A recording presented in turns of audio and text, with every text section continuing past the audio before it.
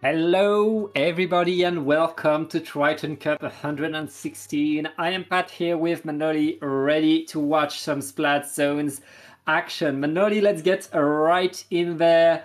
We're going to watch two pickups for the night. One is Victory Sign, the other is, well, I actually found a pickup. What a name to start with. Yes, hello everyone and welcome back. I'm happy to be back once again. I'm still a little bit sick, but that won't stop me from commentating today. I hope we do see some crazy matches once again. Yeah, I mean, there's always crazy matches on the way. We're going to start with Brinewater Spring, which was chosen by Team Victory Sign. So I don't know much the players from Victory Sign, but I expect them to probably have a good backliner, lots of painting tools. On this map, it's very much you can paint the zone from the ramp, which often shapes the way you play the game. Then we'll play a bit more standard maps, I guess. Yeah, lately we've been seeing Brinewater a few more times. The last time I commentated, I think we saw it twice or even 3 times. I can't remember. Yeah. Well, on the side of whoa, I actually found a pickup. I know there's Hyperstar, who is a Splatling main, playing quite often Hydra, but of course Ballpoint and Heavy Edit recently has been their weapons of choice. So we'll see how what they bring to the table, what they're going to play, who is able to take control of this map. I believe our teams are in weapon select right now, so we should be starting the game pretty soon, Manuel. Yeah, I would love to take a closer look at the teams as well, but unfortunately Sendu is not loading for me right now, so maybe in a minute.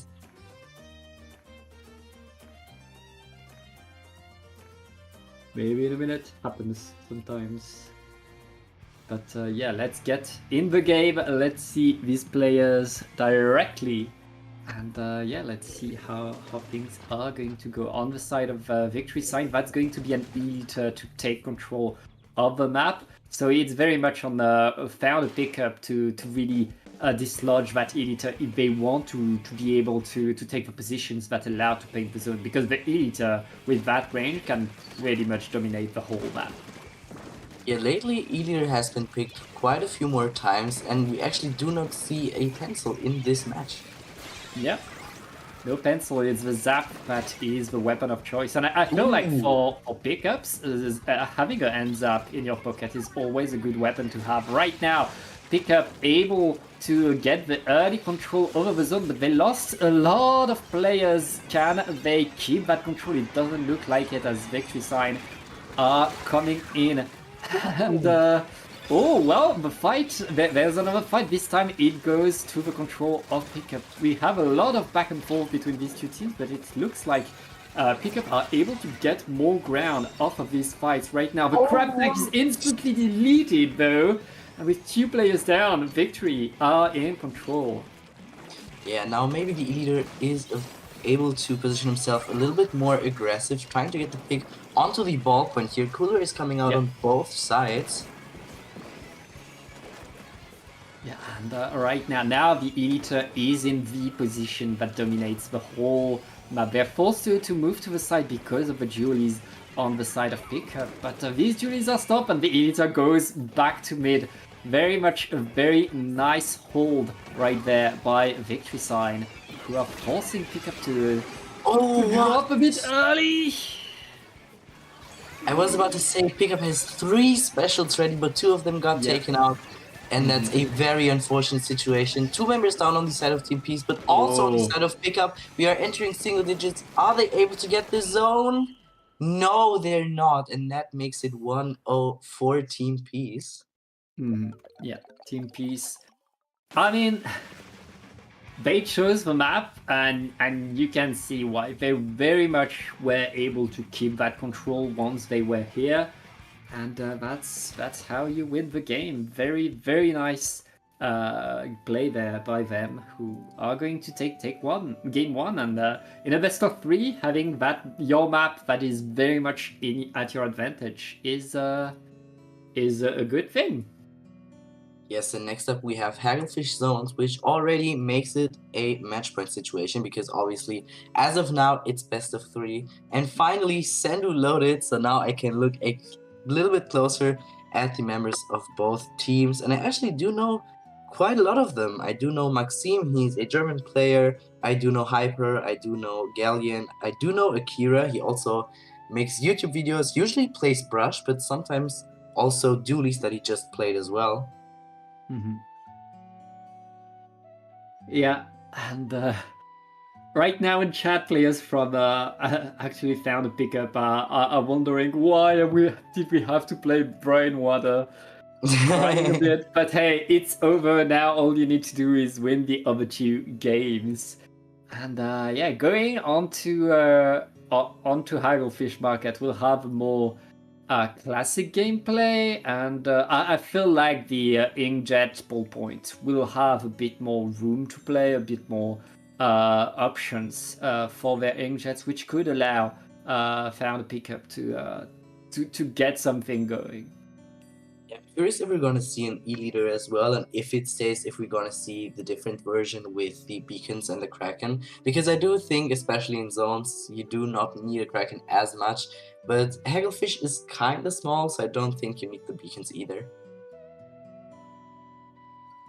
Yeah, I mean, I feel like both teams, the comps that they've shown us in game number 1 could work very well in the next game, so I'm not sure. I don't think we're gonna see a change in comp. Maybe Akira could go to the brush, though. As you said, they are very good with that brush. They can do a lot with it, and we'll see what goes. No change on the side of Peace Sign, and that's different dualies from Akira, and that's the only change. Yeah, we see the new dualies coming out with the Fizzy Bomb and the Big Bubbler. It's actually a weapon that I've seen quite a few times already, and I do think that it has some pretty good usage cases.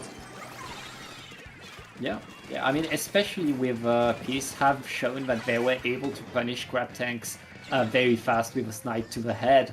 Having a bubbler can help take control of the zone. Right there we see the bubbler on the side of the decapitator for Peace side. Taking control of the zone. We're still contesting though, and with the splat on the Elita, it looks like Pickup are able to take control over the zone a bit early now. The fight is not over, and Peace are still able to get a few splats manually. Yeah, even though quite a few members of Pickup went down, they are still able to hold onto the zone and are able to push back Team Peace here. I mean, that's the perk of Pickup, is that they're a bit more mobile. They're able to move together with their backline, being able to follow the rest of the front line. But right now, Peace are pushing onto the zone. I mean, that's a big lead for Pickup, but Peace are now on the zone with a bubbler and looking to take control of their own. Beautiful jump out right here, but do they see the bucket on the left side? Yes, they do. Are they able to take him out? It's a trade in the end. Both buckets go down. 2 members down on the side of Pickup. And right now, it looks like Peace are able to punish the counter push by Pickup, which means now the Elita is setting themselves in front of the zone. That's a lot of power, a lot of paint around there. That's going to be very rough for Pickup if they want to mount a push. They're going to need to have their best specials to move the opponent to get their way forward. Right now, it's Beast Sign very much taking more and more space. 2 down onto Pickup, and an extra splat right there will allow them to get so much control. That's a lead swap. And now Pickup doesn't have much time left. They need to push forward, and they need to do it fast. Yes, beautiful jump outs here by Maxim. He gets in a little bit of trouble, it looks like, against the other buckets. And the Zap Cooler is coming out. Are they able to cap the zone? Yes, they are. 2 members down on the side of Team Peace. Yeah. Ooh, what a shot. Yeah, very nice shot. That's going to slow down the push by Pickup right there. But Pickup were able to get back control of the zone. That is very important. There's 2 minutes left in the game. That's plenty of time to get a comeback. But right now, Pickup forcing that editor to move back to respect a little bit their presence. Conroe is going to be splatted, and it's a 2v2 right now for the zone. That 2v2 could decide if the lead gets swapped right there. Peace Sign trying to get to the zone, but they're getting there a bit too late. The lead is now in blue for pickup as Peace Sign is getting back control. Yes, they have been able to keep the zone and apply some penalty points. Ooh, what a beautiful pick here with the suction bomb. Yeah. 1.5 more minutes left to play. Yeah, Peace Sign know that all they need to do is delay. There isn't that much penalty they need to hold, and they have the positions to do so. Pickup preparing, waiting. That's two down onto Peace Sign and a push in. That's going to be a punish of the jumps, probably. No, they missed, but they're able to get the zone back right now. The slusher to the side cannot do anything, and going into the last minute, Manoli, it looks like Found a Pickup are on their way to a victory. Yes, they're pushing in very aggressively. Koji here sharking on the 10. Not sure if the enemies see him. Yes, they do. Looking for a play with his big bubbler right now. Oh, right now it looks like Pickup are winning the fight, the key fight that could allow them to get a KO. Not much time left. This strikes is the last ditch effort for Peace. They're able to take control with 30 seconds left. It is still alive. Peace Sign needs to hold the zone once more if they want to win this game and the set. Yes, this is Pickup's last chance to get back in. They have the ink check, they have the ink strikes, and a cooler coming out as well. Yeah. If they're using their specials properly, they can get the zone and win this game right here. Yeah. All they need to do is paint the square. Not much time left. The bubbler is next to the zone. Kira and Conroe trying to paint, but they're lacking. Oh, the lead is taken in the nick of time. And that's going to be a 2-0, Manoli. Yes, but this was a very, very close game in comparison to the last one. But as you said, Team Peace is able to take the W and move on, and Pickup is gonna move down to the losers bracket. Yeah.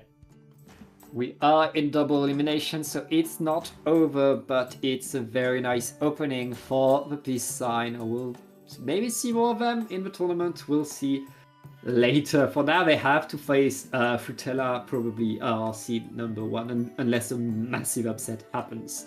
So we'll see what happens. We'll be back with our next game, which is going to be Lego Mario Kart World Fuzzy, going against Distinct right after this short break.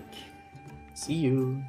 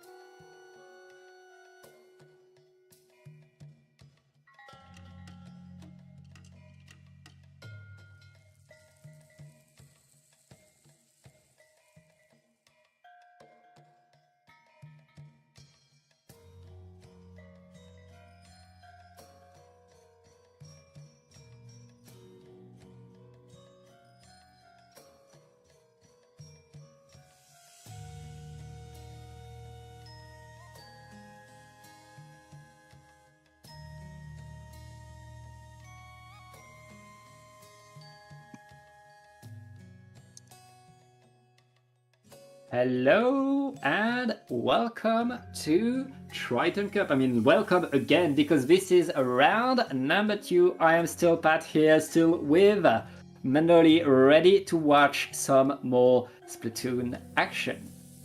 Yes, welcome back everyone. First up, we do have Mahi Resort. We haven't seen that today. It is a zones map that I personally very enjoy.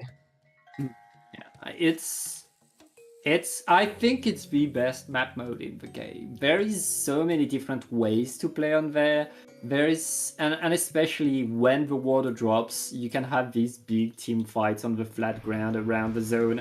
There are so many different ways to show how good you can be as a team, and we have 2 great teams right there to show you. Lego Mario Kart World Fuzzy, great pickup, and of course Distinct, a Dapple Production classic team at this point, ready to fight it off.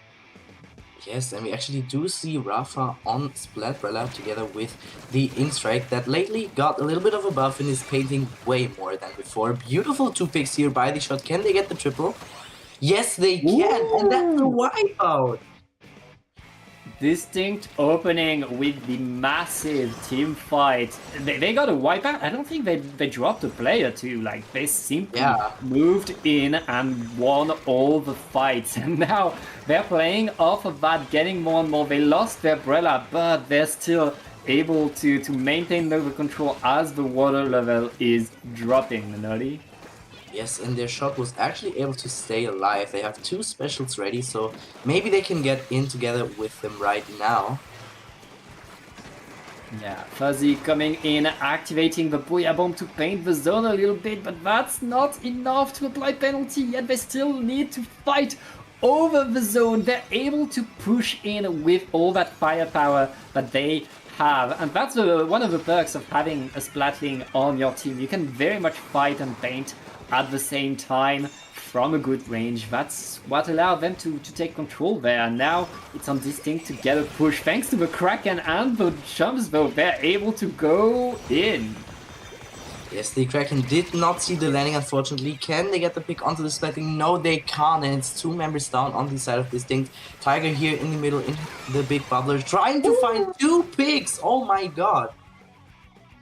Yeah, and right now, the fight ends up pretty even, but Fuzzy stays on top of the zone. Distinct now forced to jump out, not really able to get back the control. They had a good start, but Fuzzy are coming back in this game, Manoli. Yes, but somehow the brother is never throwing all of his strikes onto the zone to cap it. Beautiful pick here with the Kraken. It's 3 members down on the side of Fuzzy now. Yeah, and Distinct back in control. Very nice snipe by Mooch. Able to be on that position with the bow and able to punish the opponent. Backline is also going to give them more ground. Mooch know that they can get back on top of Snipe right there. Wait for the next attempt by Fuzzy as Distinct are scoring more and more points and another Snipe. That's a good bow action right there. Yes, and it's just the S-Blast left alive. We are entering single digits, and that's a delayed wipeout for Distinct and the 1-0 as well. I've said it before, the one-shot from the bow is so underestimated. He got 2 beautiful picks on the Splatling, and now they were able to secure the first win. Yeah, that's a 1-0 for Distinct. In the middle of the game, Fuzzy were able to get some ground, to get some control, but overall, Distinct, their ability to splat everybody and get forward really gave them this game. Now, we're going to a map that was chosen by Lego Mario Kart World Fuzzy, but I don't think Distinct minds that much because it's Humpback Pump Track, a map that is very, very good for a good roller. That was the exact thing that I wanted to say. I do think it's a bit more difficult on splat zones, but I still think that you can pull off some crazy plays right here if you know what you're doing. Yeah.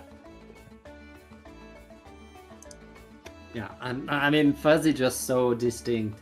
Fight has won the so well coordinated on there. Going on to home back, they need to find a way to not to resist these fights. And going against an established team like Distinct, you have to fight a better coordination than yours. On a map as wide as Humpback Pump Track, it's going to be hard for Fuzzy to stay on top of everything that's happening left and right. They need to stay clear, to know what they want to do, where they want to look at all times. We'll see if they're able to do that.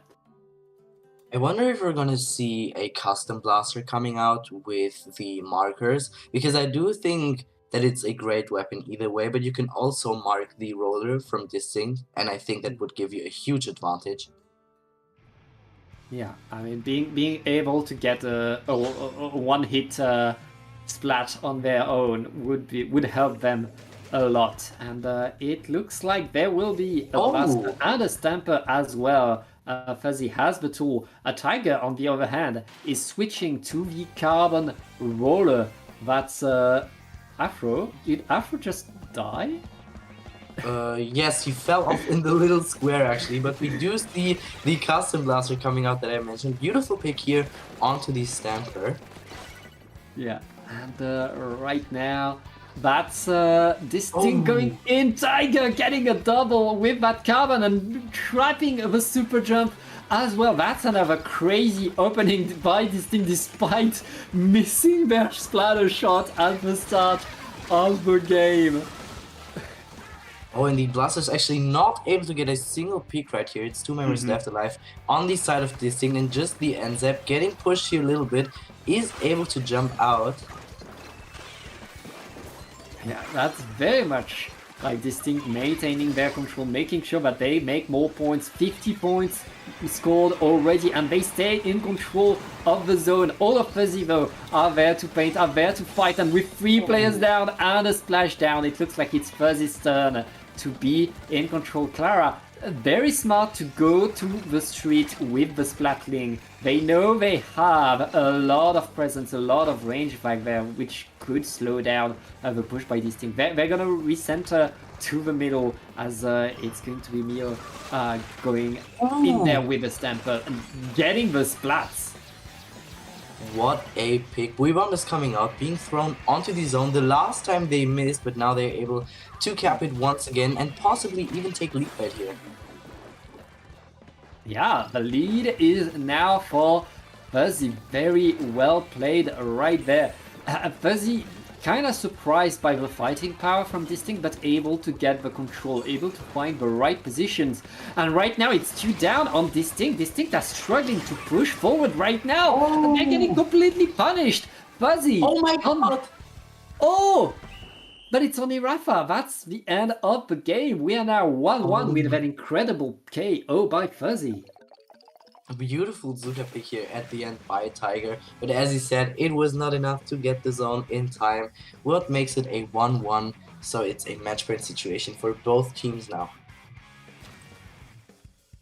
Yeah, 1-1, and I mean, we've kind of seen the same game twice, in that Distinct had the huge opening that gave them control, and then Fuzzy came back and then set themselves on top of the map and had a very, very nice defense of the zone. In game number 1, Distinct was able to break that defense and set themselves back on top of the zone. On game number 2, though, they kind of faltered, and it looks like Fuzzy are learning the tricks that Distinct are bringing. Now we're going to go to a map that was chosen by both teams. Of course, for the decider, it's going to be a Robo-Roman. Yes, and we actually saw that map with Distinct last time as well. I do still think that rollers have a difficult time to get through mid and push into the elbow of the enemy team, but if you got enough map control, it's definitely possible, so let's see what Distinct are gonna do here. Yeah, it's lots of possibilities. I know that Distinct like this map very much, so I think they're happy to see it in the as the decider map, because this is a map they play a lot on, that they enjoy bringing. That's, I think, their usual counter pick. They are very, very efficient on this map. They've played it a lot, and they really are able to make the bow and the Brella shine. So pay attention to Mooj and to Rafa. That's going to be a sight to behold. On the other side, though, with the blaster and the stamper, that Brella is going to have a bit of trouble establishing themselves, because these are good counters to a Brella. Yes, so let's see what they are gonna do for their opening. Tiger is back on the normal roller that they're using in their composition. Yeah, and right there, Fuzzy is the team that's going to take early control of the zone and win the first fight. It looks like we're seeing a different game this time. Distinct not able to really establish themselves, to get much paint around, and it's going to be Fuzzy pushing in. Yes, and you do see that Distinct struggle a little bit with the Marcus, because especially at the start, you don't have many options where you can go as a roller player. Yeah. Yeah, but right now Distinct are answering, are coming back into the game. The Strike's able to neutralize the zone. They're not able to apply penalty yet. It's going to take a bit more fighting, a bit more painting. Right now, Distinct are still struggling to push onto this team, but they're at least able to apply penalty, able to maintain the presence. But they don't have a cooler. Fuzzy is respawning faster, and now Fuzzy are in control again. Tiger was desperately trying to get a pick onto the enemy Splatling, not quite able to, and got taken out immediately after. Yeah. Chumps are almost ready to be put onto the zone. Yeah, and right there, Fuzzy are still in control, making more points. Penalty is over. The super chumps and all the specials from Distinct are being deployed. They know they don't want more points to be scored by Fuzzy right there. They're going to take the zone, but they used everything to do so. Oh, Fuzzy are very much right there. Afro, the last player for Distinct, is going to super jump, regroup with the team. Right now, Distinct know they need to prepare a push together, and they don't have that much time to get their specials. Not sure if Fuzzy knew about Afro being there on this wall, but I'm kind of surprised that the Splatling didn't position themselves on Distinct snipe area, because that can be very difficult to get them back out there. Distinct going in pretty aggressively here. Tiger not able to get the pick. The zone hasn't been painted yet. Now it's painted. Some penalty points are applied. Oh my goodness. Distinct suddenly able to do it, able to win the fight and set themselves in front of the zone. It's flat zone. A comeback is always possible. As long as Distinct can deny one push right there, they could get the lead. And all of Fuzzy are trying to get in, are forced to move because of the strike. The Zcaster is deployed. Can Fuzzy get some ground? Paint the zone right now. That's a trade on the zone. Who is going to get it? The timer is close. And the zone stays blue, Manoli. Yes, the Sprinkler coming up so much, and it's 3 members down on the side of Fuzzy. They get the pick, but get taken out themselves, and Distinct are doing this properly right now. This will be a knockout. It's pretty rough for Fuzzy. The splashdown is deployed to get some ground, but they need to paint. They lost 2 players. It's too late. It's going to be Distinct getting a monster come back. In the end, being able to simply set themselves forward. I mean, that's how Distinct plays, Manoli, because they don't have a tactic cooler. They can have a very bad time for quite a while, but when they are in control, when they get their momentum and are able to stay there, they can do exactly what we just saw. Yes, the Stamper actually got a huge pick onto Tiger. The main threat got taken out, but it was not in time. And I have to say, the Sprinkler was the 5th player for Distinct in this game. A good Sprinkler, always useful.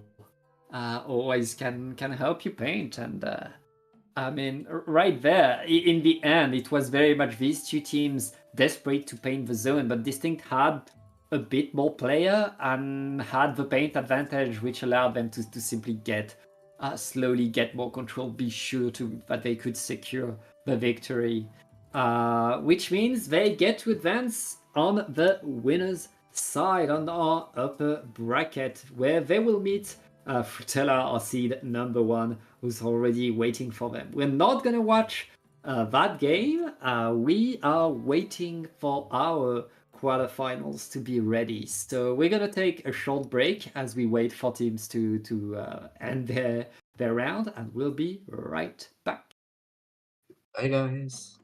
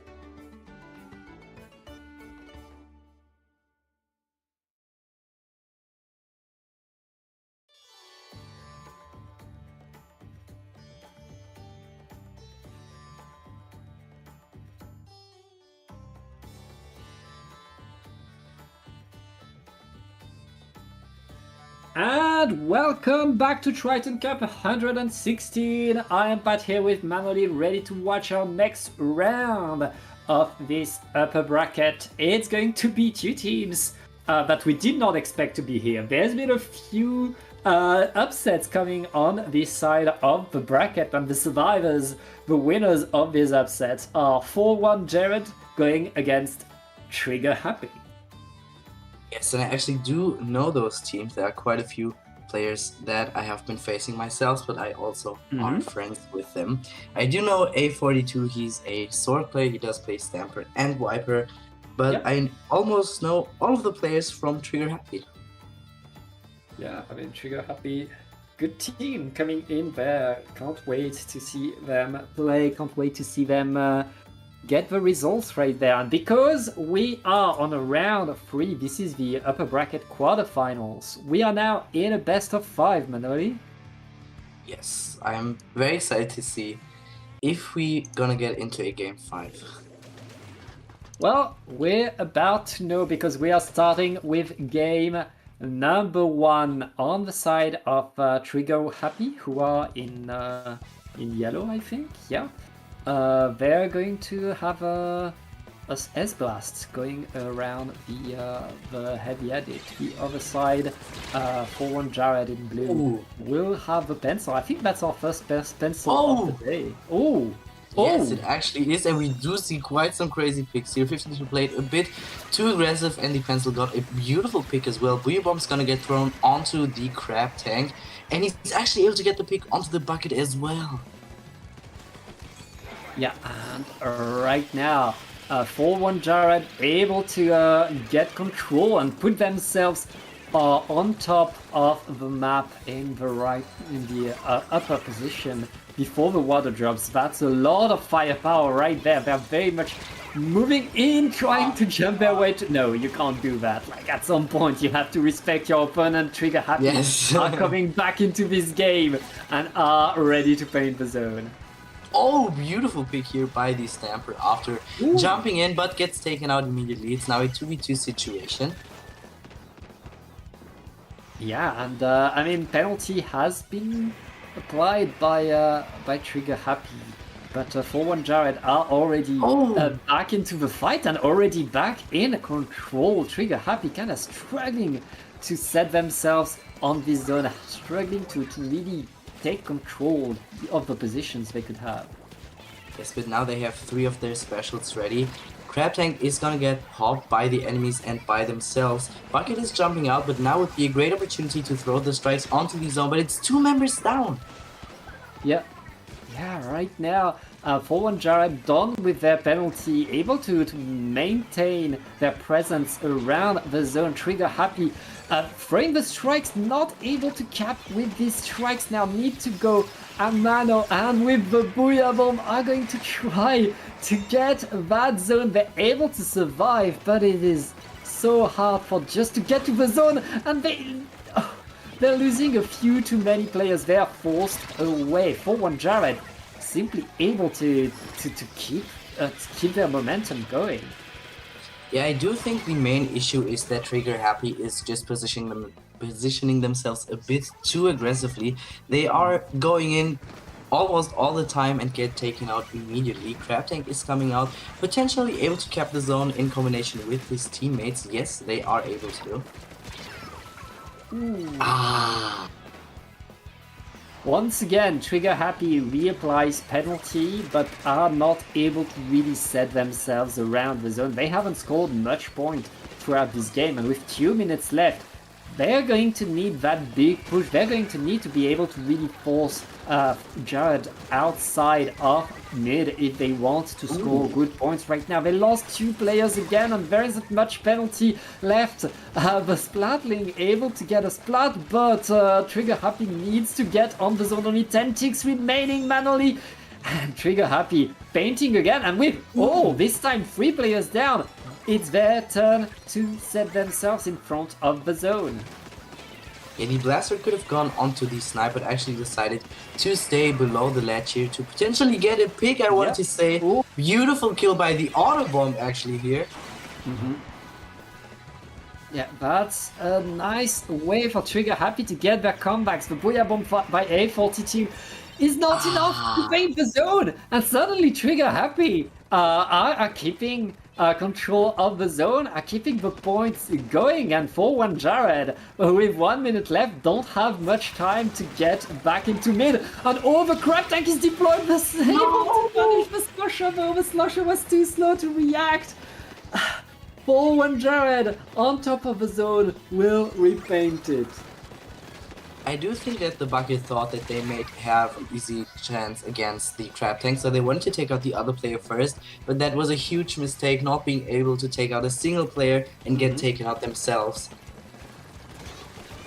Yeah, right now 4-1 Jared. Lost 2 players, but there isn't much time left. Oh, well, not able to keep the zone. Trigger Happy, able to get the read. Oh, but they lost 3 players.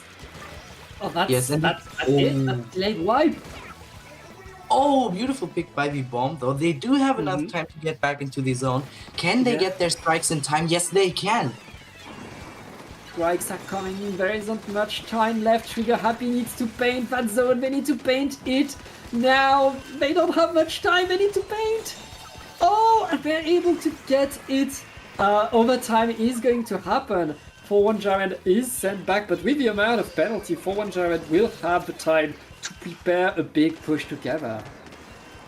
Yes, the Bucket could maybe get a pack onto the pencil here. He's positioned a bit too much in front. Gets taken off by the 52. It's a 2v2 situation. Yeah.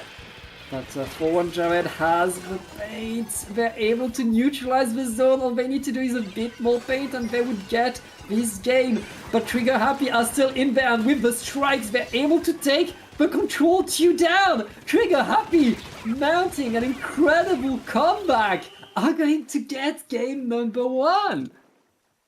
Insanely done. Absolutely insane hold that they just pulled off, continuously holding the zone, getting the picks, and able to secure the first win for themselves. And it was looking so dire 3 minutes into the game when Trigger Happy only had 20 points scored and were struggling to get any foothold onto the zone. 4-1 Jared really took control of most of that game, but in the end, maybe a bit too confident, let Trigger Happy get the monster comeback. Trigger Happy, I guess they play better while under pressure. Yes, it looks like they learned from their mistakes within that game. But next up, we do have Hagglefish zones once again, actually. Yeah, I mean, both this map and the map before, both of the teams chose to go play on this map. So, yeah, these are classics that we see quite often. We'll see how these teams play. But yeah, I mean, this is one of these maps that we've seen over and over. But these teams know how to play, and yeah, we'll see if 4-1 Jared are able to really secure the victory this time, or if Trigger Happy really managed to get more than simply a crazy comeback and find the way to fight them. Yes, I would say that both teams are pretty comfortable on their weapons, so I'm curious if you're going to see any big changes. Maybe from A42 that he's going to use a different sword. A different sword could help, honestly, yeah. I mean, there's a lot of micro adjustments that could be done for Hagglefish, which is a bit of a flatter map. And yeah, we'll see how these teams adapt. I feel like, I mean, 4-1 Jared had the better momentum throughout this game. They were able to control the pace of the game. It's just that Trigger Happy got like all the fights in a row at the end of the game to get the monster comeback. We'll see if they're able to do that again. But at least they're bringing the same comp, I think, as 4-1 Jared also are pretty much not changing how they organize their team. I'm pretty sure we didn't have the E-leader last game. It was a pencil. Oh yeah. Oh yeah. It's a pencil with a zap to the side to provide the bait, indeed. So a bit of change for Jared. A bit extra range on this map could go a long way, Vanelli. Yes, but that E-leader got taken out immediately, followed by the S-Blast here from the NZAP. A lot of picks falling right now. I think it's a 2v2 situation. Booyah Bomb is coming out, but gets shredded. Is able to drop on the left side, though. Yeah, Trigger Happy getting the good opening this time with good control over the zone and good fights as well. For one Jared, oh, that's two trades in an instant right there. 2v2 for control of the zone, but it's only FLM with the Splatling who is going to be sent back into spawn. For one Jared are going to apply penalty and take control over the zone. Oh! What a direct here from the S-Blast onto the Stamper. Maybe looking for a flank here on the right side. Yeah, cheeky flank, maybe, and with a crab tank to get a lot of attention, but S-Blast, oh well, that S-Blast got destroyed right there for one Jared, able to stand their ground, dodge all the specials. Can they make sure that they stay there? Well, Trigger Happy gets back control over the zone at least, and with 2 players down on Jared, Trigger Happy are simply going to stay there and get more points. Oh well. Yeah. I feel like 4-1 Jared is split up a lot, which makes it a bit more difficult for them to get in. Now it's 2 members down once again. Strikes are coming out to possibly cap the zone here. The fights have been raging this whole game, where players fall left and right on both teams. Lots of fight constantly happening all around this map, but right now 4-1 Jared have the zone, and with the Eliter on the zone, they're not able to punish the crab tank. They're forced to move away right there, as Trigger Happy is very much contesting and forcing them to wait before they can get back forward.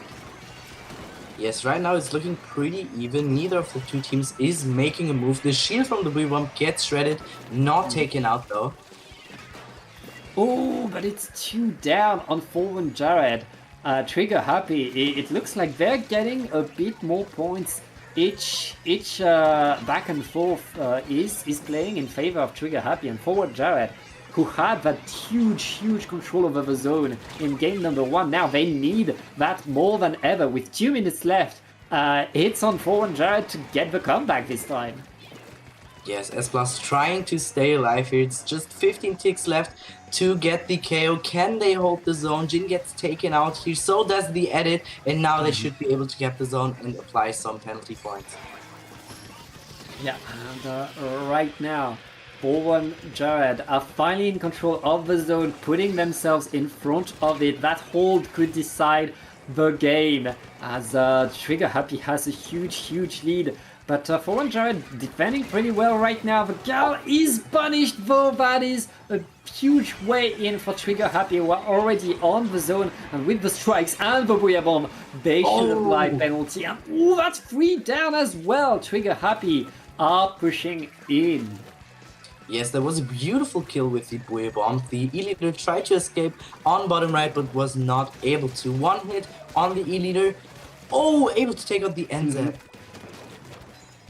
Yeah, and right there, Trigger Happy are simply holding their control and maintaining more and more splats. What is that Slotshot doing? Can anybody stop them? They're not stopping! It's a wipeout! Incredible Slotshot plays right there, securing the victory for Trigger Happy. Only halfway through game number 1, 4-1 Jared looked on top of everything, but right now Trigger Happy is up 2-0, and 4-1 Jared needs a crazy comeback. Yes, insanely done here by the bucket at the end as well, and now it's gonna be a match point situation for Trigger Happy. So 4-1 Jared has to get some ideas what they want to do, and we're actually gonna see Scorch Zones next. Scorch Gorge is, unlike the other two, not a classic map, not the map you see that often, and it was chosen by 4-1 Jared, which is good for them. This is the kind of curveball they need to reset the momentum, to allow themselves to get an edge onto their opponent and get the comeback. Because right there, this is not an easy map to play, and if 4-1 Jared have a good plan for it, that could allow them to get the victory. Yes, I do think that either a Stamper with the Zip Caster or maybe even a Viper could be pretty good here, because you can just zip up to the snipe area and take out any backlines. Or if you get on the enemy plat, you could use your hammer and just do a lot of trouble there. Yeah. Especially for Jared, like, we were talking about it during the break, actually, before we came on stream. Having a good backline here, I think the longest range weapon is a huge perk on there. And Trigger Happy, their longest range weapon is a heavy splatling, which a heavy edit splatling, which isn't that much, not as much as a pencil. So right there, Forward Jared will have the range advantage, which will allow them to take much more control over the map. If they're able to put that pencil on top mid, they have a vantage point on everywhere the opponent might want to attack from. Yes, and we do see the pencil and the splash coming back from 4-1 Jared. Ooh. The L is actually using Ninja Squid as well, but it's 2 members down, 3 members down on the side of 4-1 Jared, so it's just the Gal left alive. Yeah, right now, nice opening by Trigger Happy. They took control and an extra splat on the Stamper while they are in their own. That is going to allow Trigger Happy to simply move in. As you said, they like to be, dare I say, Trigger Happy to be aggro, and it's paying off right now. They're winning every single fight manually. Yes, and they have so much map control, also getting close to their cooler to just get back in pretty fast. And Jin is actually pretty far in the spawn right here. Yeah. It is so hard for Jared to get things. Oh, nice splat by the Stamper that could allow them to get back in there. It's 2 down on Trigger Happy, which means Jared will have the time to paint this huge zone and set themselves up. And now the pencil is in the dangerous position. Now Jared can very much get back in there, but they have to dodge the grab first. Almost taken out here by the crab. I do think that Trigger Happy played a little bit too aggressive right there in the enemy spawn, but they were able to get quite a good lead, and they're looking good right now. Can they take out the 52? Yes, they can. Maybe the sword here on the left side as well. Yeah, Booyah bombs on each side of the zone. The zone stays neutral right now, but with 2 down on Jared, Trigger Happy will take back control of mid. And Jared are back to trying to find a way in, trying to find a way forward. Yeah, Crab has to drop there, looking for the headshot, not quite able to get it. Yeah, right now, 4-1 Jared still fighting for their way in, but not able to get enough to really paint the zone right now. The Crab is forced into a ball, and Trigger Happy are very much happy to get into the fight. Huge move by the Blaster. That's the trade you want to have against the opponent pencil. Only 15 ticks left onto the zone. 4-1 Jared need to paint, and they're able to do so. Yes, 54 penalty points are huge for 4-1 Jared right now. Also able to take out the edits. It's 2 specials ready, so if they wait a second for their teammates, they could be able to get back in already. Yeah, right now 4-1 Jared have the position. They don't have penalty, and with 2 minutes left, they could come back as long as they stay on top right there. Trigger Happy activating the strikes, are going to try to move in. Booyah Bomb is thrown at the zone right there, but they're punished as they're dropping. Very nice move by the Gal. The Gal is punished, but Trigger Happy lost 2 players trying to get onto the zone. This is pretty rough for them right now. 4-1 Jared are still in this fight. 2 players down, but oh my goodness, it was just the pencil left alive in there and able to hold on to the lead for 1 point. Beautiful kill. The Stamper, but gets taken out immediately here by the splash, and now they're able to cross the bridge once again. 1 single point. 2 players down, 3 players down. Trigger Happy right now getting the push in, and the Crab to help with the final fight. There isn't much time manually. It looks like Trigger Happy are going to win an incredibly close 3-0. In this, I mean, what was this set? Very, very crazy game here at the end. Barely able to hold on to the lead, but able to get the 3-0. So they're going to send 4-1 Jared down to the losers bracket and are able to continue their way in the winners bracket. Yes, very well played by Trigger Happy. And there, I mean, the difference was the mindset, I feel, because all three of these games went the distance, where back and forth were rough, but so Trigger Happy get the comeback, stay on top. Well, 4-1 Jared had the good moves, had the good coordination, the good holds over the zone, but were not able to do it when it mattered the most. And in the end, that's Trigger Happy. That's going to move on to the semifinals. Yes, and we're going to be back after a short break.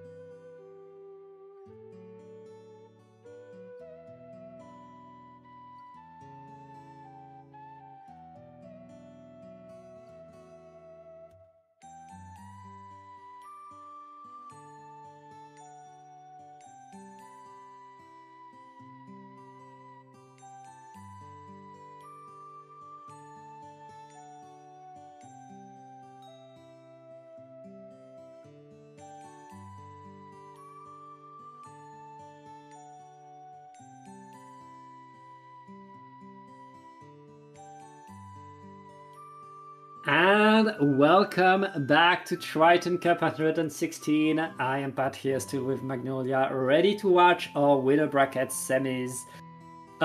It's going to be a French team against a French pickup. Paris Saint-Gleufus, we're gonna call them PSG, going against Flin. That means custard in French as well. Football versus food. Two French very much oriented things. We'll see who is able to be on top at the end of this game.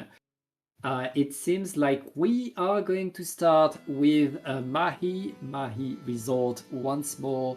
Our overlay is not updated yet. Our wonderful observer Naga has been busy.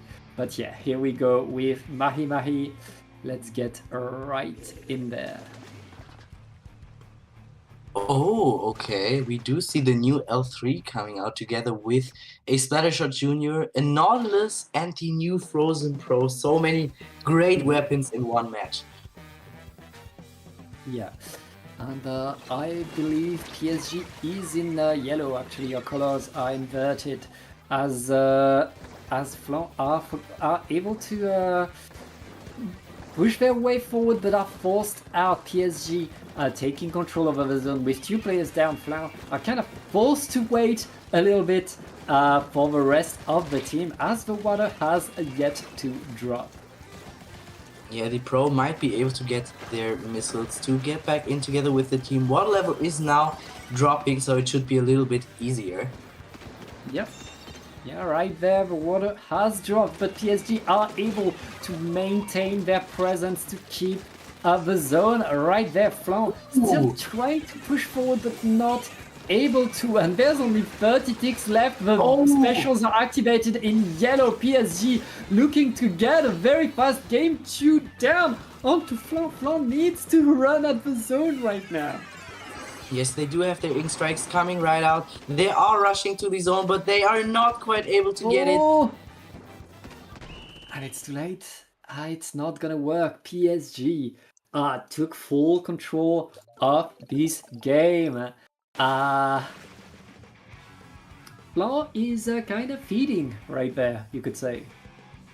Yes, very dominant. So Flan definitely have to change up their strategy in order to secure their first game in match 2.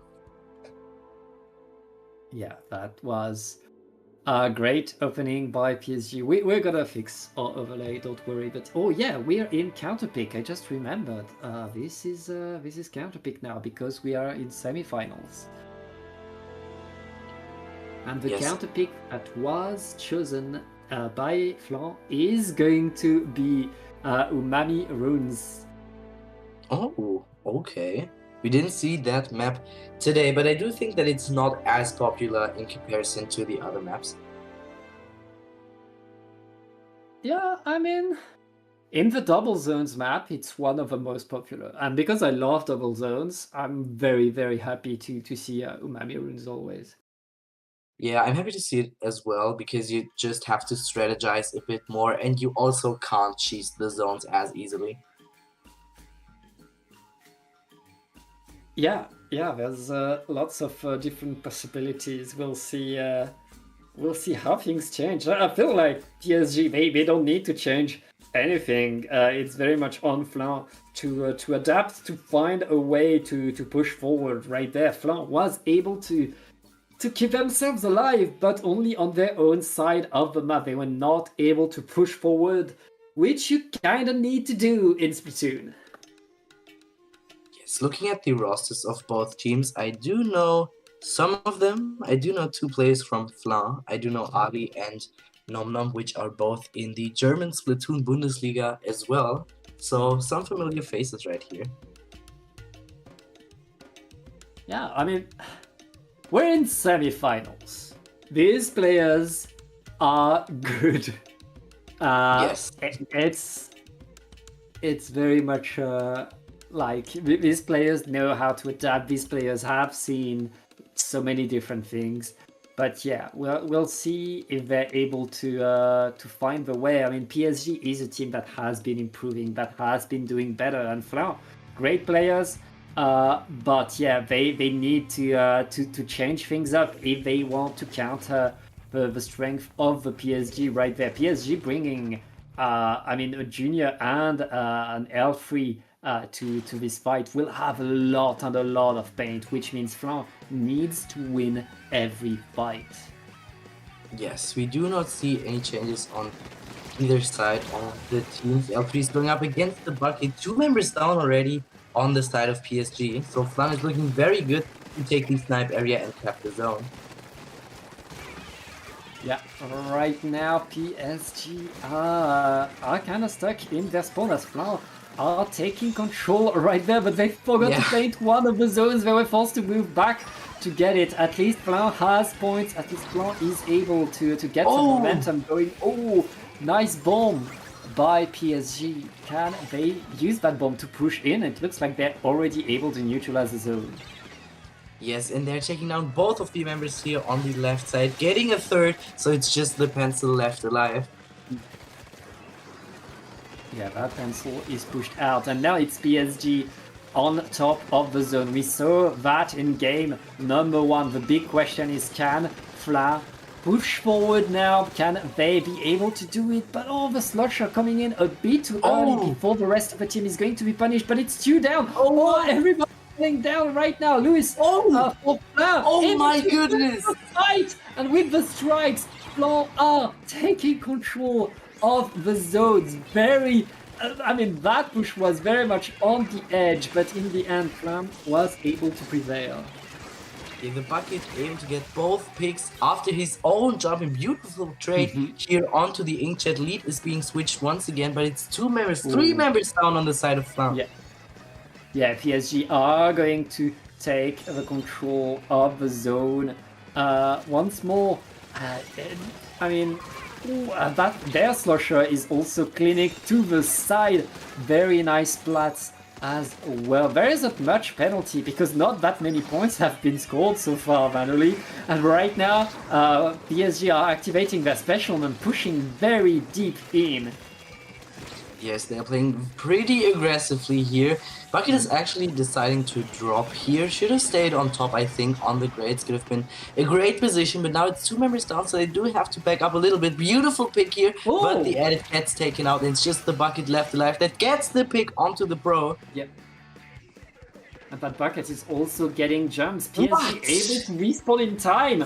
The zones were not flipped. PSG are still scoring points, and suddenly Flan needs to get back onto the zone, needs to get back forward. Can they push in the rain? And the strikes will allow them to get some space, but can they get the paint onto the zone? Right now, PSG defending at least one of the zone, but we lose 3 players. It's a wipeout. Flan are back in the game with 2 minutes left. They have plenty of time to mount a comeback.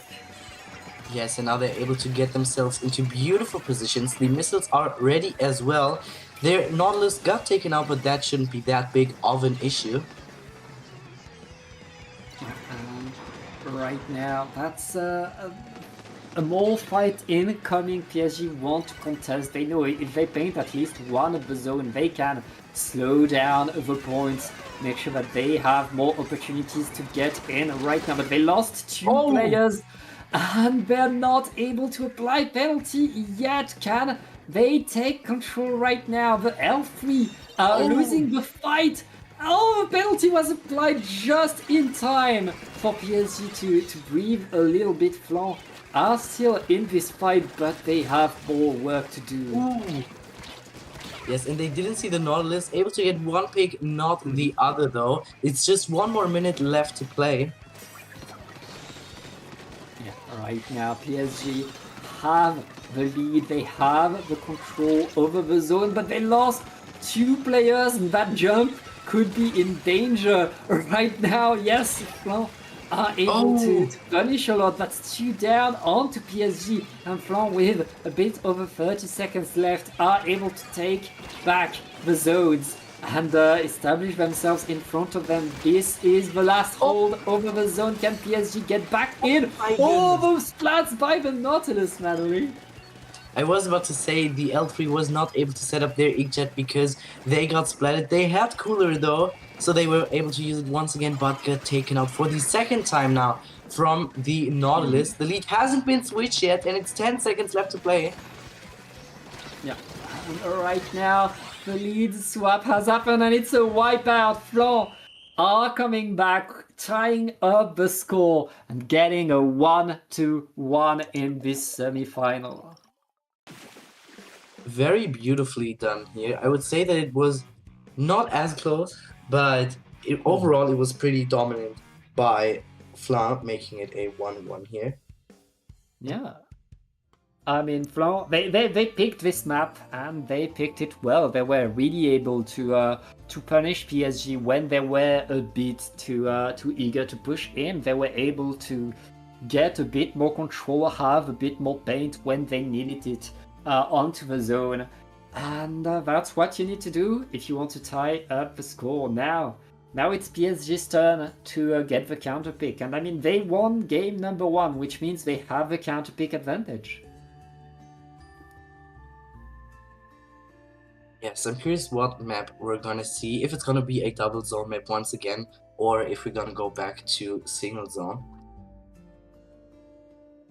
We'll see.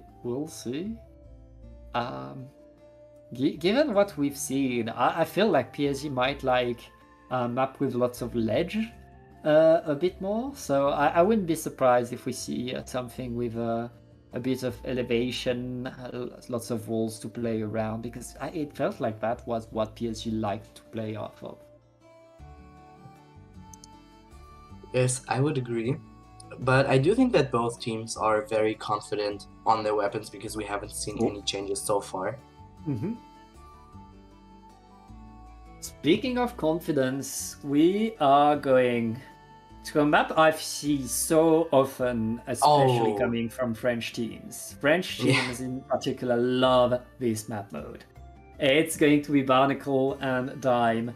And yeah, I mean, it's very much like we are going to a classic map mode, and PSG are expecting to, are pretty much saying, yeah, you can send a curveball with the double zones, we are going to the most classic map we know, and we want to beat you there. Yes, I personally do like Barnacle very much. I do think it's a great zones map, not just for zones, but I do think it really shines in this mode. Yeah.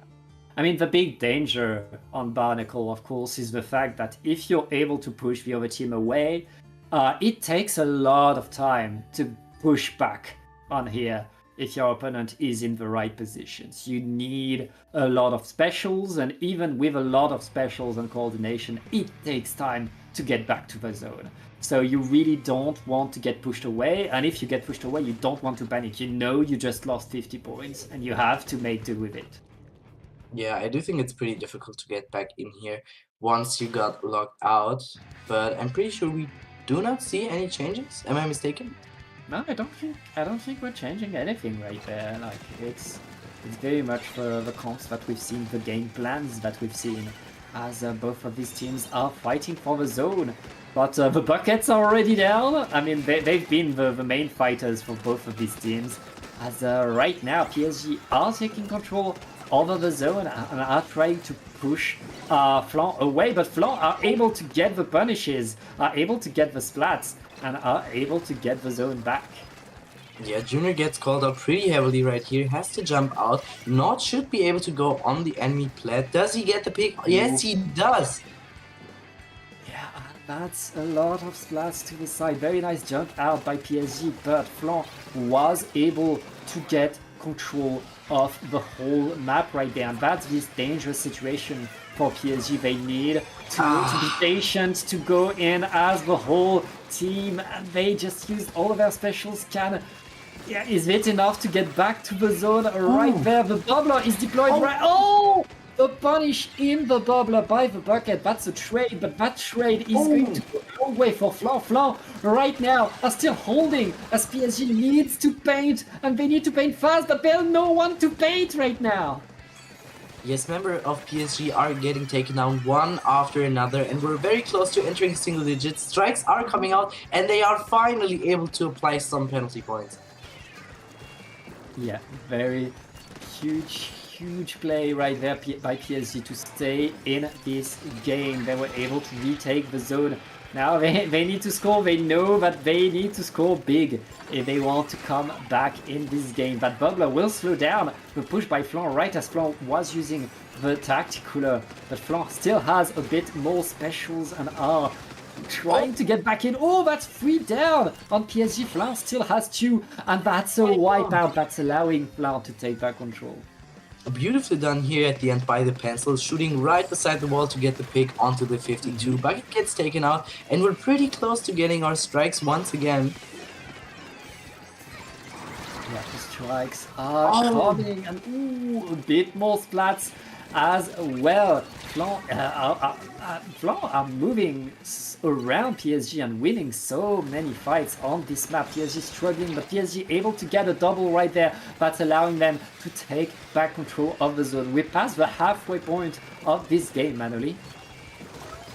Yes, I was about to say they're looking to maybe get top left, but it's just the added left alive. They are giving some jump-ins that might get taken out. The Nautilus also rushing in. Yeah, and right now PSG are still in there trying to maintain their presence, able to get into the fight as Flan just lost their bucket again. That's going to be a low zone flip in favor of PSG, but they still need to push ahead of the zone if they really want to score the big points right there, something that they haven't been able to do that much, as Flan is already getting back in there. Yeah, missiles came out and we're actually able to get a pick. It's 2 members down on the side of PSG, so now they can rush on the enemy plat. Can they get the edit? No, they can't. Yeah, but they're able to push them away, set themselves on top. Oh, wait, 3 players down. That's a delayed wipe in favor of PSG. PSG are now pushing in and going into the last minute. That's the position you want to be in. They're behind in points, but they have so much paint around. Yes, they're looking very good. It's 3 members down, just the pencil left alive. The 52 has a great spot. Now able to use this whale as well. Wow! Can he get the quad though? No, he can't. He can't, but it doesn't matter. I mean, the Gao has done the damage right there. There isn't much time for Flan to get back onto the zone. The lead is lost, and I'm not sure they will be able to paint the zone in time to avoid the KO. Flan, he has to concede this game. PSG mounting a great comeback and winning game number 3. Insanely done by the 52 here at the end, getting the game deciding play to secure the second win of this set, and now going into a match point situation once again. Yeah, match point, but I mean, on their counter pick, it was much closer than they would have wished. And as I say about Flan, no hesitation, have already selected their counter pick. We're going to Crab Lake Capital. A map that we haven't seen today yet either. I'm curious if we're going to see any big changes here, but as I said, I do think that both teams are very confident on their weapons.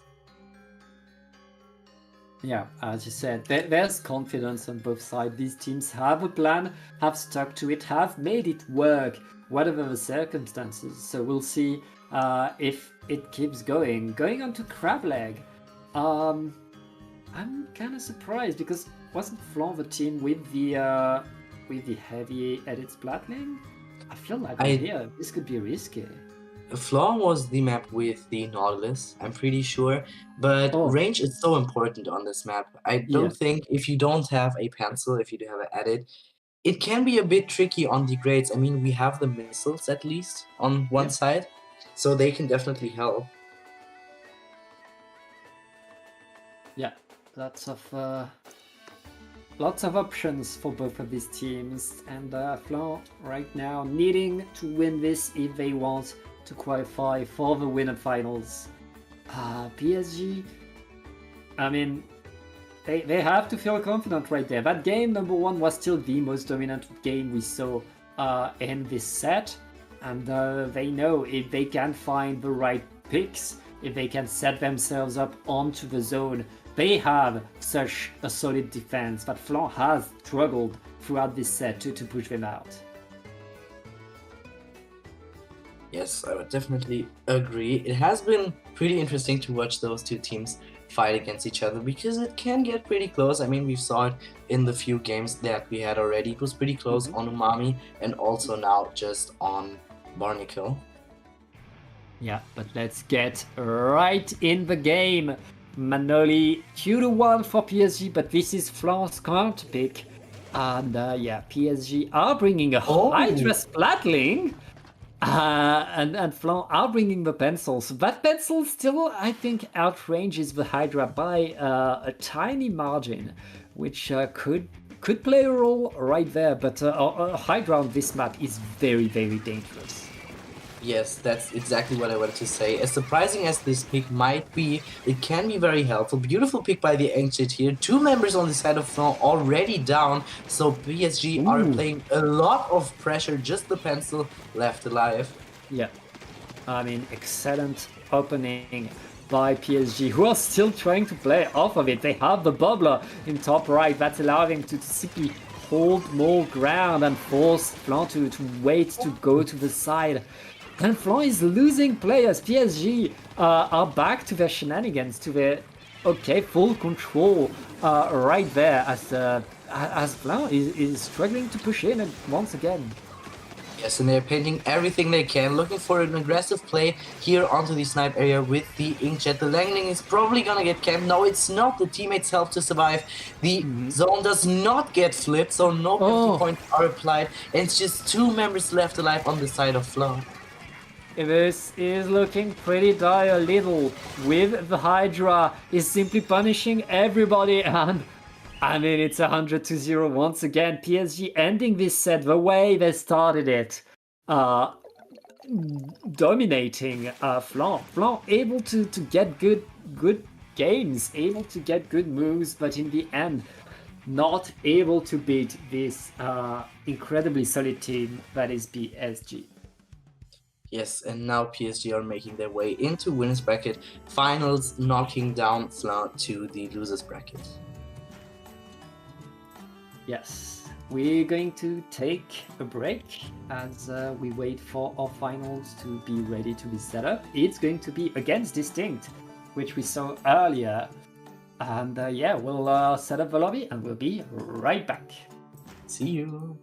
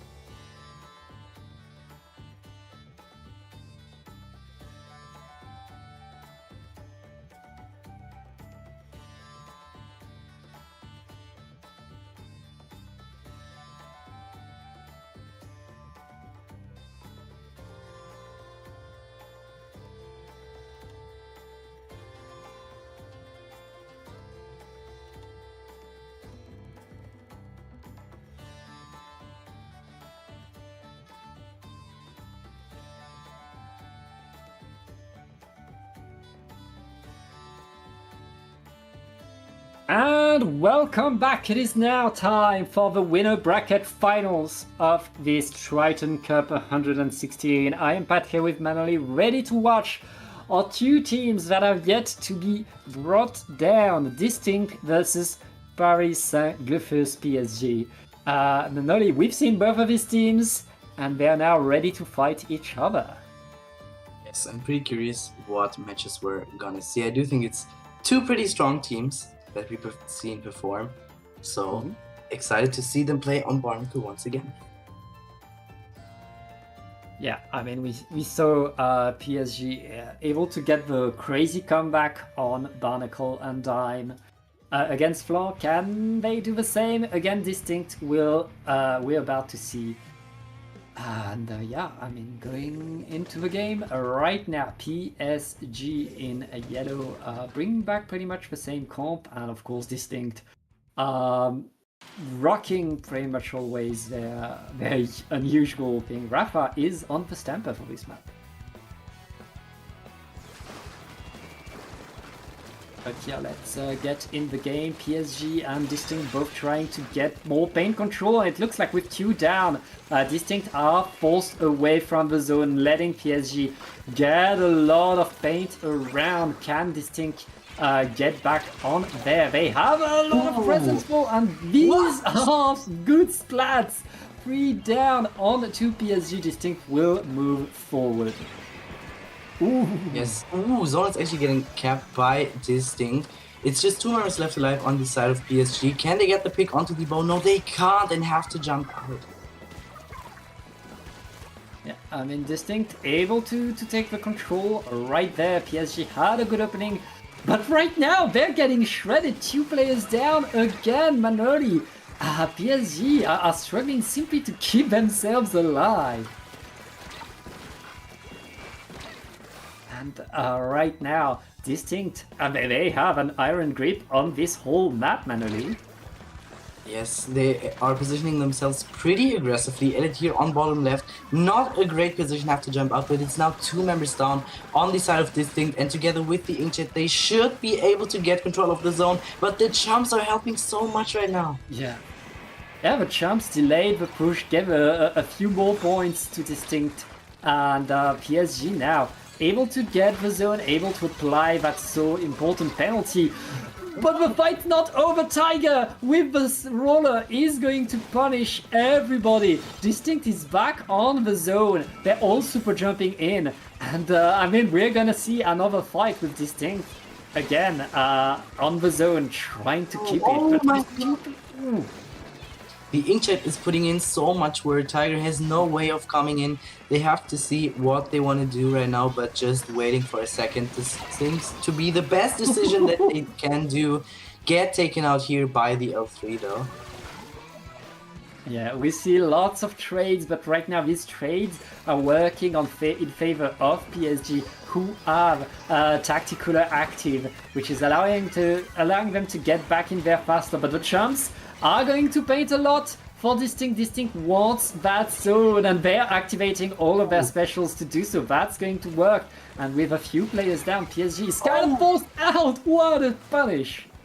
Yeah, Mooch on the bow actually won the 1v1 on bottom left as well. It's just the junior left alive, so Tiger could have a good time positioning themselves somewhere to shark the enemies out. Yeah, Tiger wants to not able to! Not this time! PSG winning the fights are going to force their way forward, and this time it's on Distinct to really find a way back in. They just lost all of their players in a row, and again they don't have cooler. That's going to slow them down a whole lot. Yes, and if they are able to hold Tiger out, they should have a good position here. Penalty points are almost over. Bucket trying to go on top left, not quite able to yet, but it's 2 members down again on the side of Distinct. Yeah, Distinct right now fighting for their side of the map. They're going to lose the lead right there, but they still have time to get onto the zone to paint it. The Kraken all able to move the players and allowing the rest of the team to get on there. Distinct is still in this game with the penalty now applied. PSG will have to mount another push in the last minute. it's a back and forth the entire time. Now it's two members down on the side of PSG. Afro looking to play a bit more aggressive. Rafa going in with the Stamper, but gets taken out by the heavy-handed. Lots of fights going. Oh, but 2 down on Distinct. PSG able to push once more. They're gonna get onto the zone. That penalty has to feel pretty good if you're PSG right now. They are taking full control of the map. 30 seconds left, and Distinct needs something big now. Yeah, beautiful jump out here by the Stamper on the left side. Bucket looking to play a bit more aggressive, maybe even go top left. Ooh, beautiful jump out. How did they do that? Yeah. Nice survival. They got punished on the landing though, and right now Distinct are able to retake the zone, but given the time left, they'll have to win in overtime. They get the splat, they have the better bubbler it seems, and they are in control of the zone, but they need to hold. All of PSG is there to attack. I see a special ready on the side of PSG, but they die to the Booyah Bomb, the L3 and the Bucket die! Distinct winning the fight when it matters the most right now, and the bubbler is so far from the zone. Distinct gets a comeback. They're actually able to secure the first match for themselves. Pretty nice comeback. I actually thought that Tiger is going to go into the enemy bubble and pop his own bubble there to destroy it, but he didn't. But it worked out perfectly fine, so they get their first point for this set. Yeah, that was very well played by the roller for Distinct Tiger. But it was an incredibly close game, and now we are going to PSG's counterpick.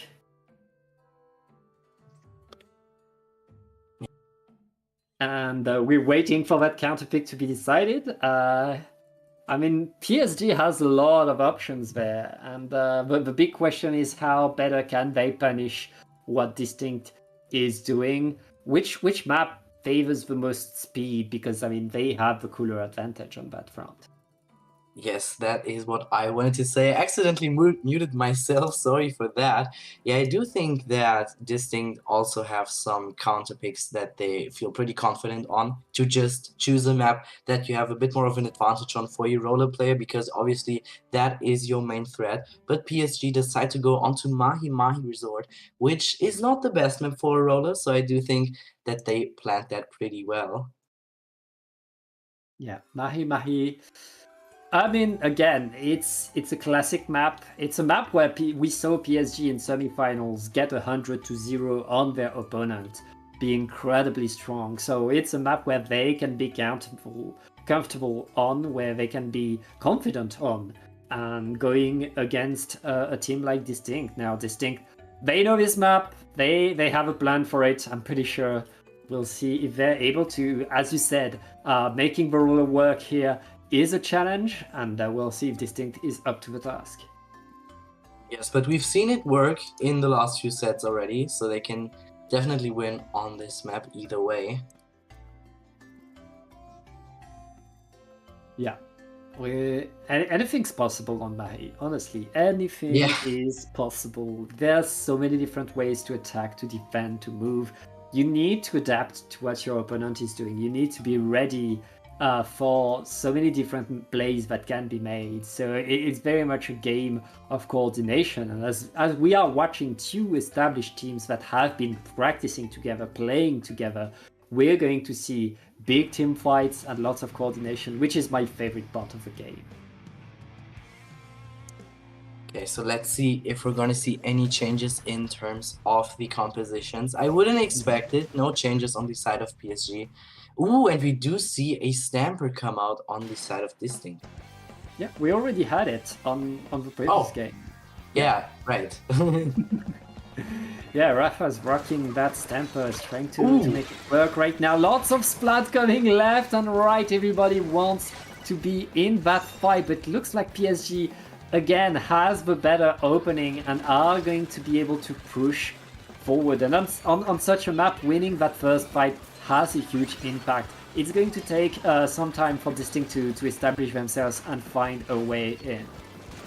Yes, and it has to be careful to not get taken out by the threatening one-shot of Mood.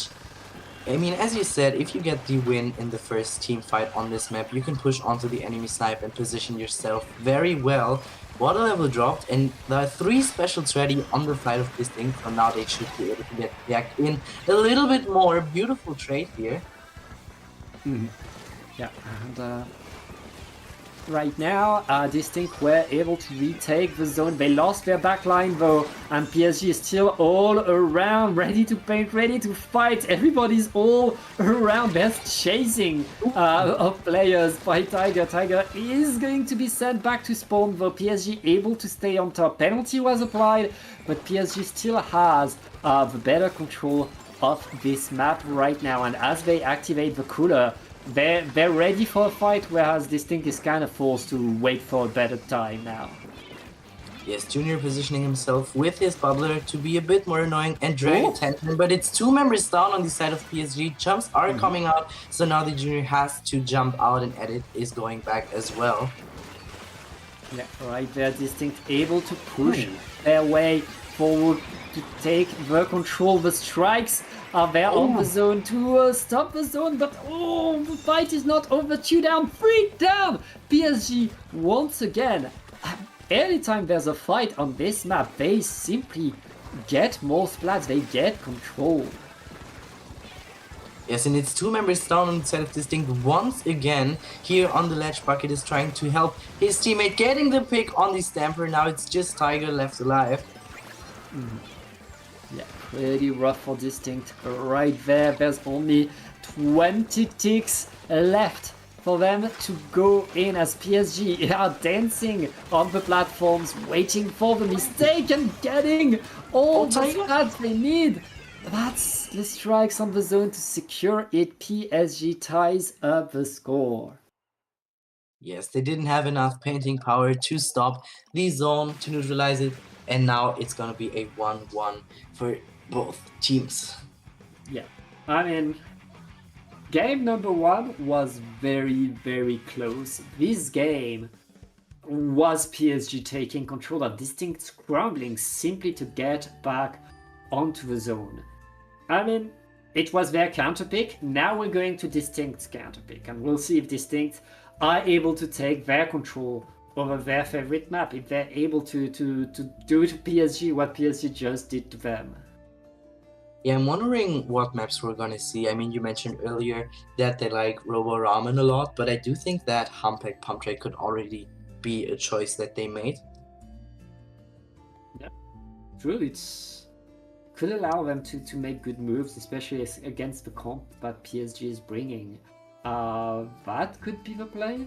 Honestly, I feel like Distinct were kind of struggling with the fact that they were forced to drop onto Mahi, which means because they have to play differently without cooler, dropping is such a big deal for them.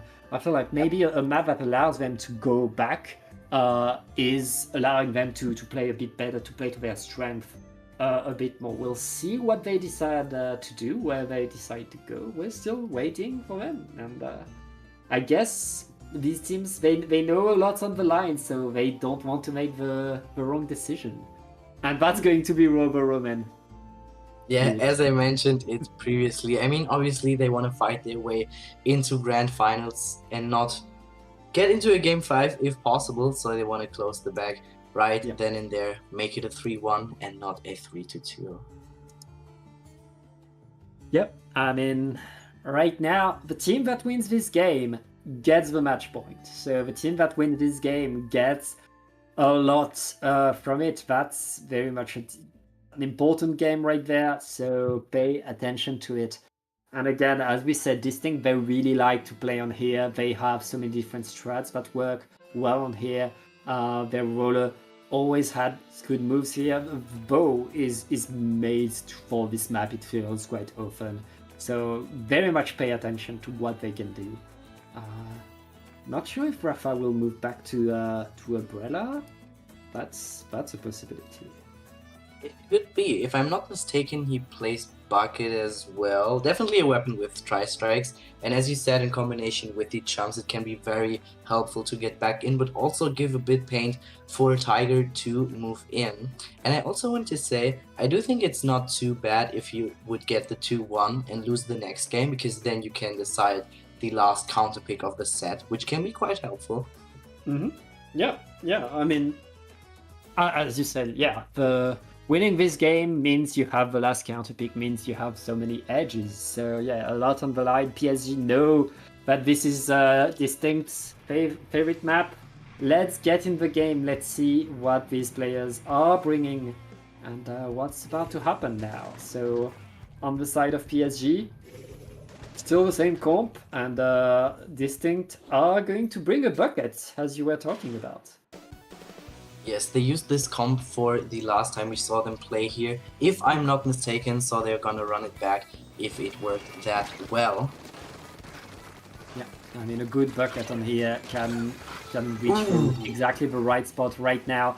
The zone is yellow, but Distinct were able to get 2 splats with the Super Champs. They should be able to get the zone back very, very fast and force PSG to move behind and wait for a better opportunity. But PSG are maintaining a lot of paint, it seems. Oh, what?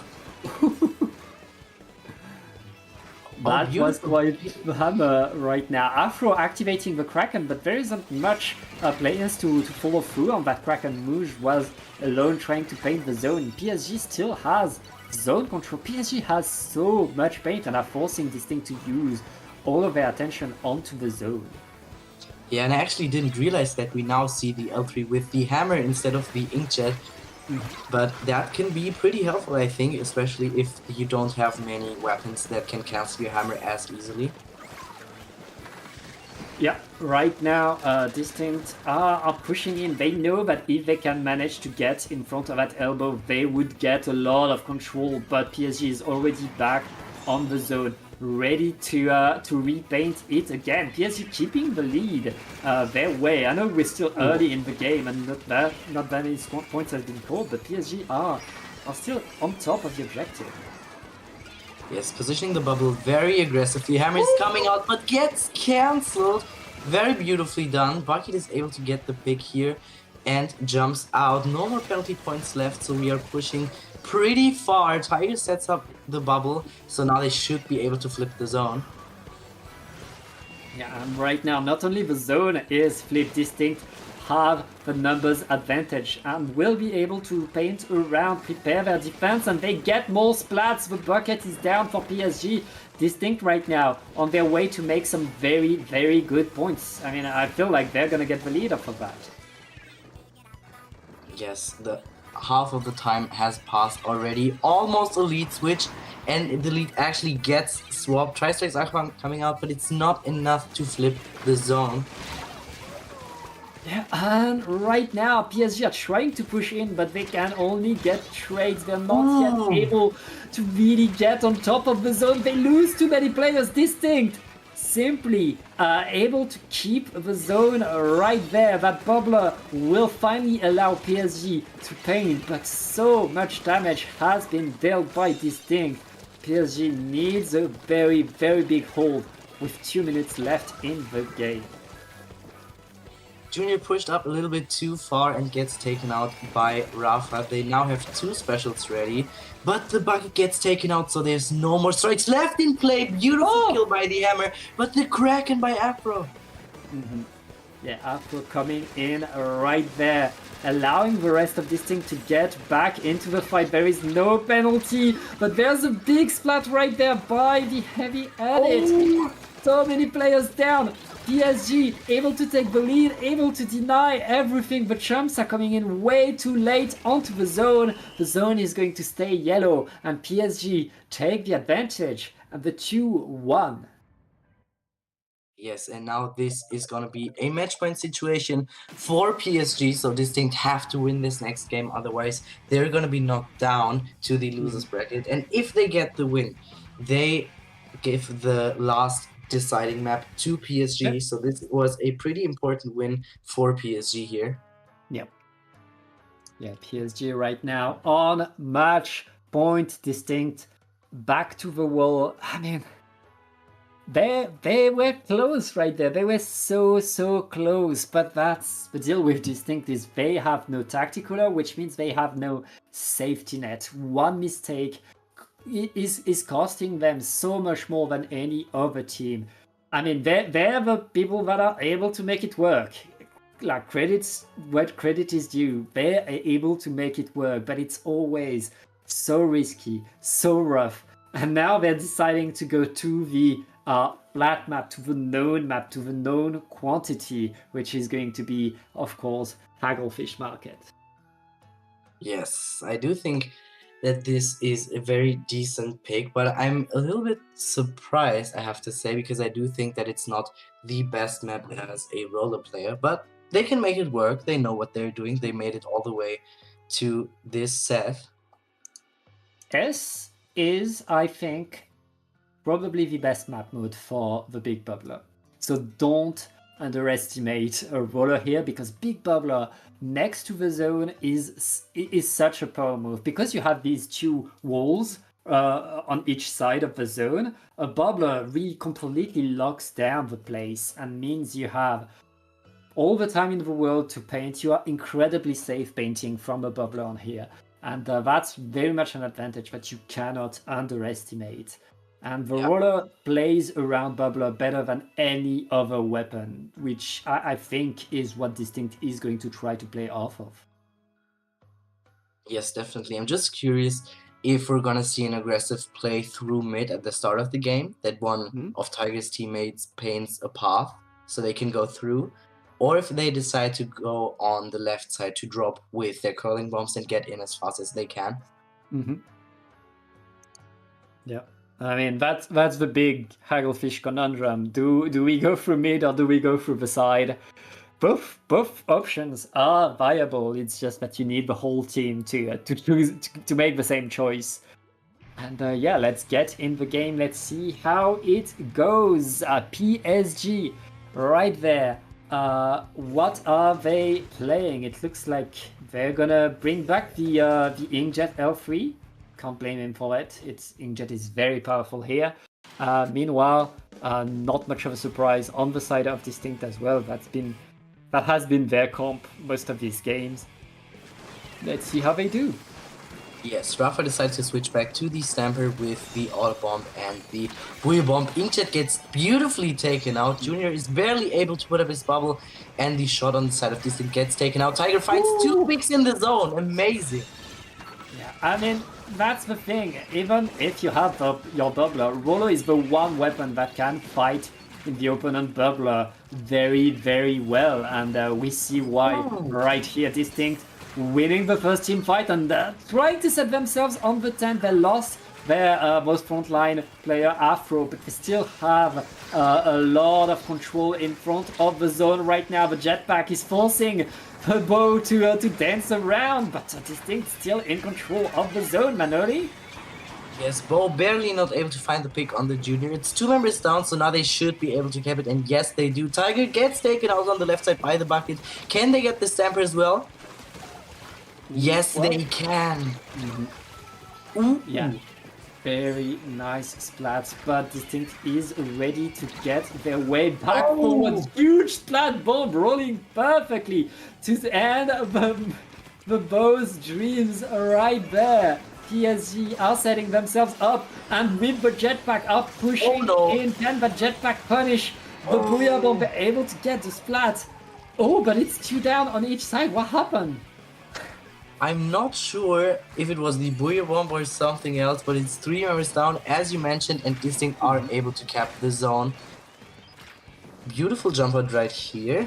Yeah, Distinct are going to solidify themselves, paint around. They dodge the bomb this time, and the Kraken is there to deny the bubbler.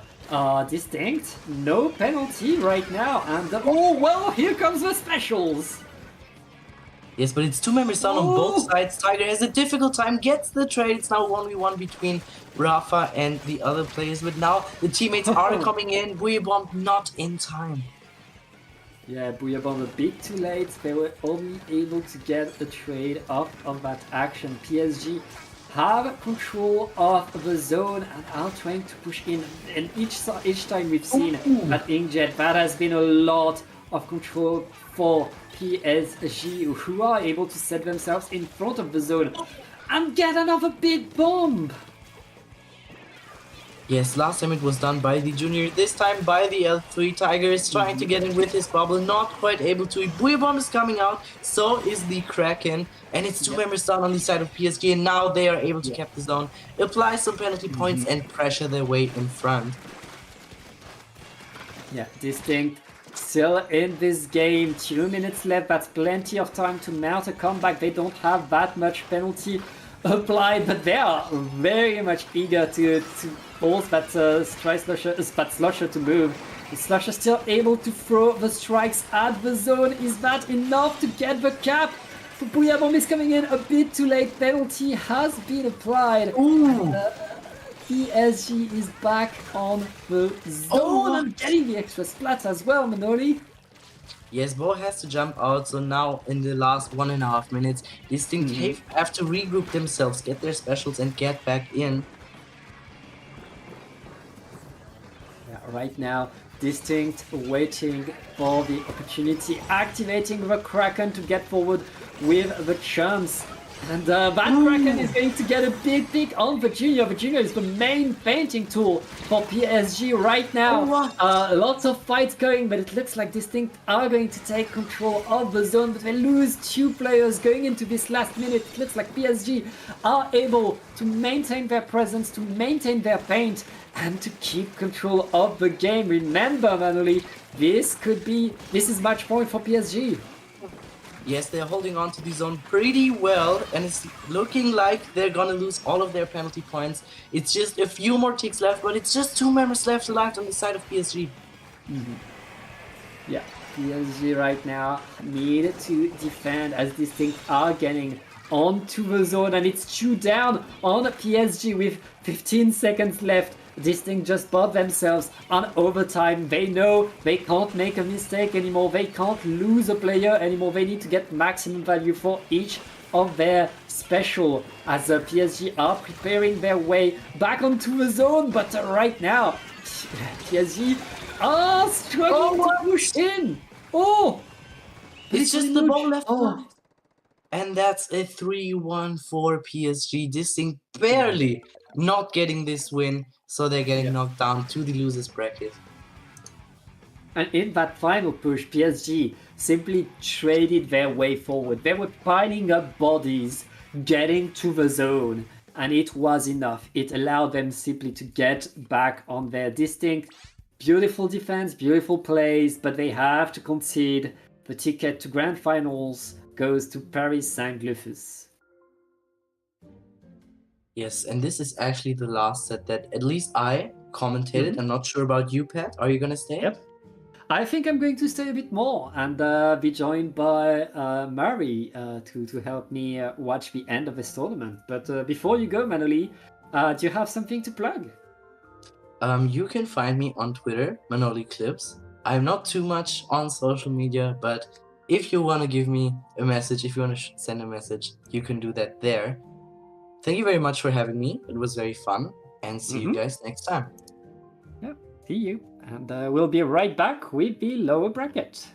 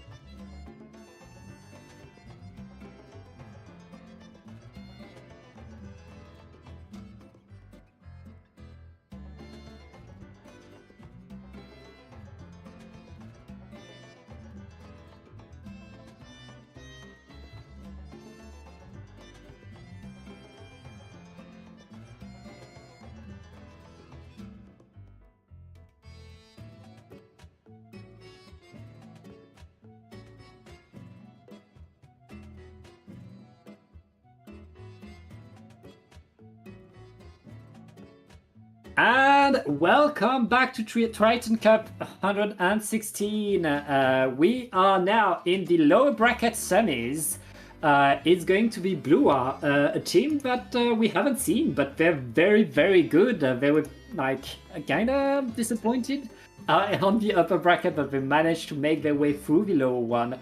On the other side, Flan, that means custard, by the way.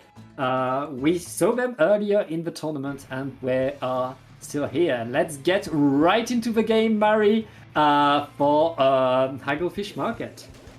Yeah, I'm so excited. We're immediately getting into the action here. I do notice two things on both sides.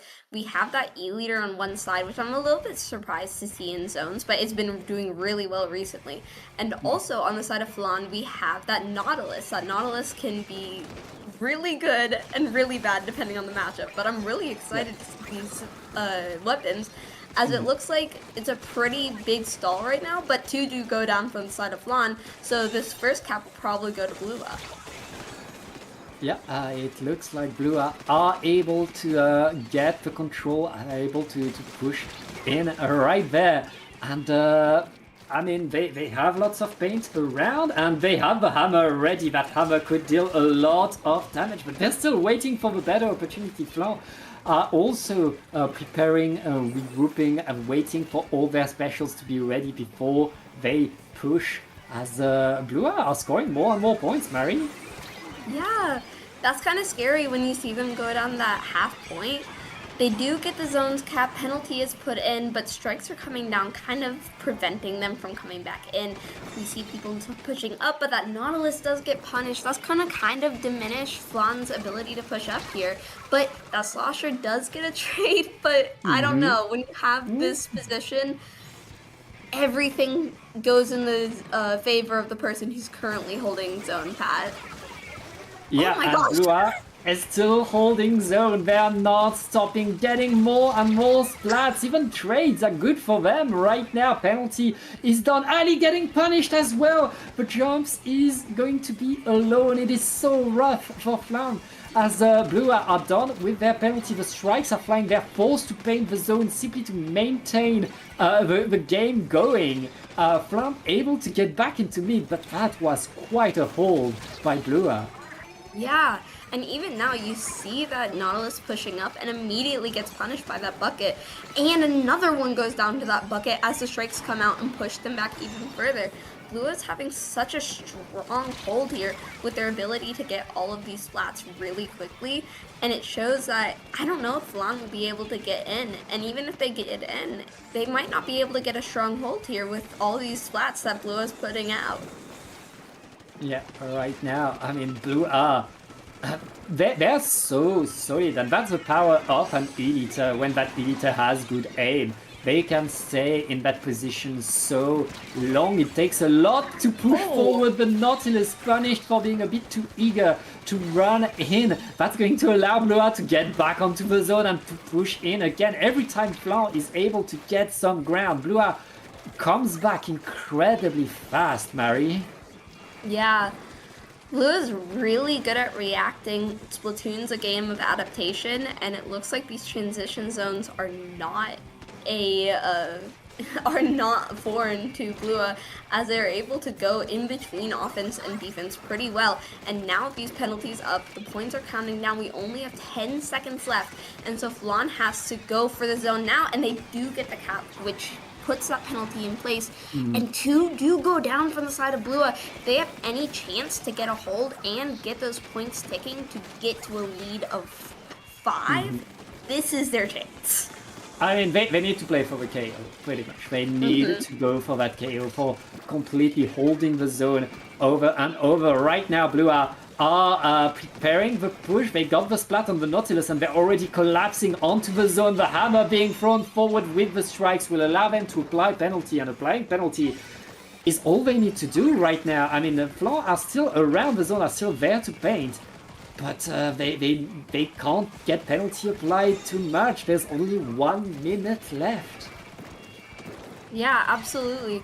Blua is in this kind of passive state. They're able to just sit back, they're able to get their specials, they're able to just paint, do whatever. They don't need to pressure as much as Flan does here.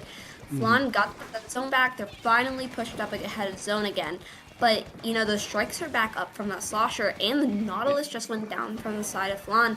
This is the perfect time for Blua to come back in, but the bucket is sharking, and they might be able to get something huge with this, but they are not able to go down from the side of Flan as the zone gets capped and penalty is put back in, Pat. Yeah, that was a nice attempt by Flan's bucket, but it didn't work, and right now Blue are cleaning up all of mid, which is all they need to do. They don't even need to cap the zone, like they can take their time doing that. They know the points don't matter. There's only 5 seconds left, and Flan are forced to run onto the zone. It's going to be too late. Game number 1 goes to Blua. Yeah, that was a really beautiful showing from Blua. It felt like they were very in control the whole time. They knew what their opponents wanted, and they're like, okay, you can take the zone, but we have strikes now, and we got a pick, so we're going back in it and capping the zone in like 1 second. It was a really good showing by them, and I'm curious to see how Flan will be able to adapt here. I mean, they need to adapt. They need to find the counter, and we saw Flan being able to create some actions, being able to get back onto the zone several times, get control at some point. It's just that they were like not able to get as much as Blua did from their pushes, from their fights, from their splats. Each time Blua was getting every single bit of points they could get from each action they would do. And now it looks like Flan has chosen Makomart as their counterpick. That's going to play very differently, but it's still a map that I feel is going to be very much to the liking of Blua, so we'll see how these two teams adapt, but for sure, as you said, it's on Flan to kind of change their game if they want to get back in this game. Yeah, I'm really curious to see how the zones mega will play out, because I think the number one thing I worry about is that E-leader on the side of Blua.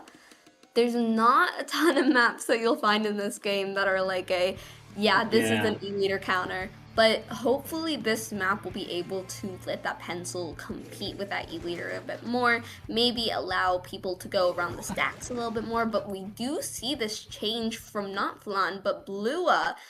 We see double bucket coming out, especially that re-slider for the zone. I'm not sure what I'm seeing right now.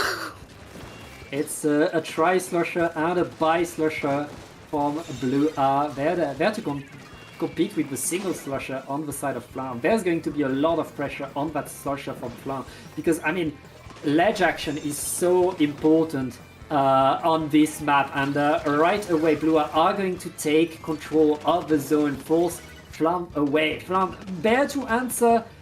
Can they paint it though? Oh well, that's 2 down onto Blua. And I mean, Flan able to get on top. Yeah, that Nautilus doing a great job getting those 2 picks, forcing those other 2 back into that corner, letting them get the lead. We want to get a little bit more of a lead here, but 2 do go down on the side of Blua. They were coolers, but I'm not sure if they'll be able to get anything soon. This tri-slosher, though, might be an issue, but they do get the trade. Oh, but the pencil's the only one alive right now. Yeah. So points are ticking down, but the zone cap should go in favor of Blua. There we go. Yeah.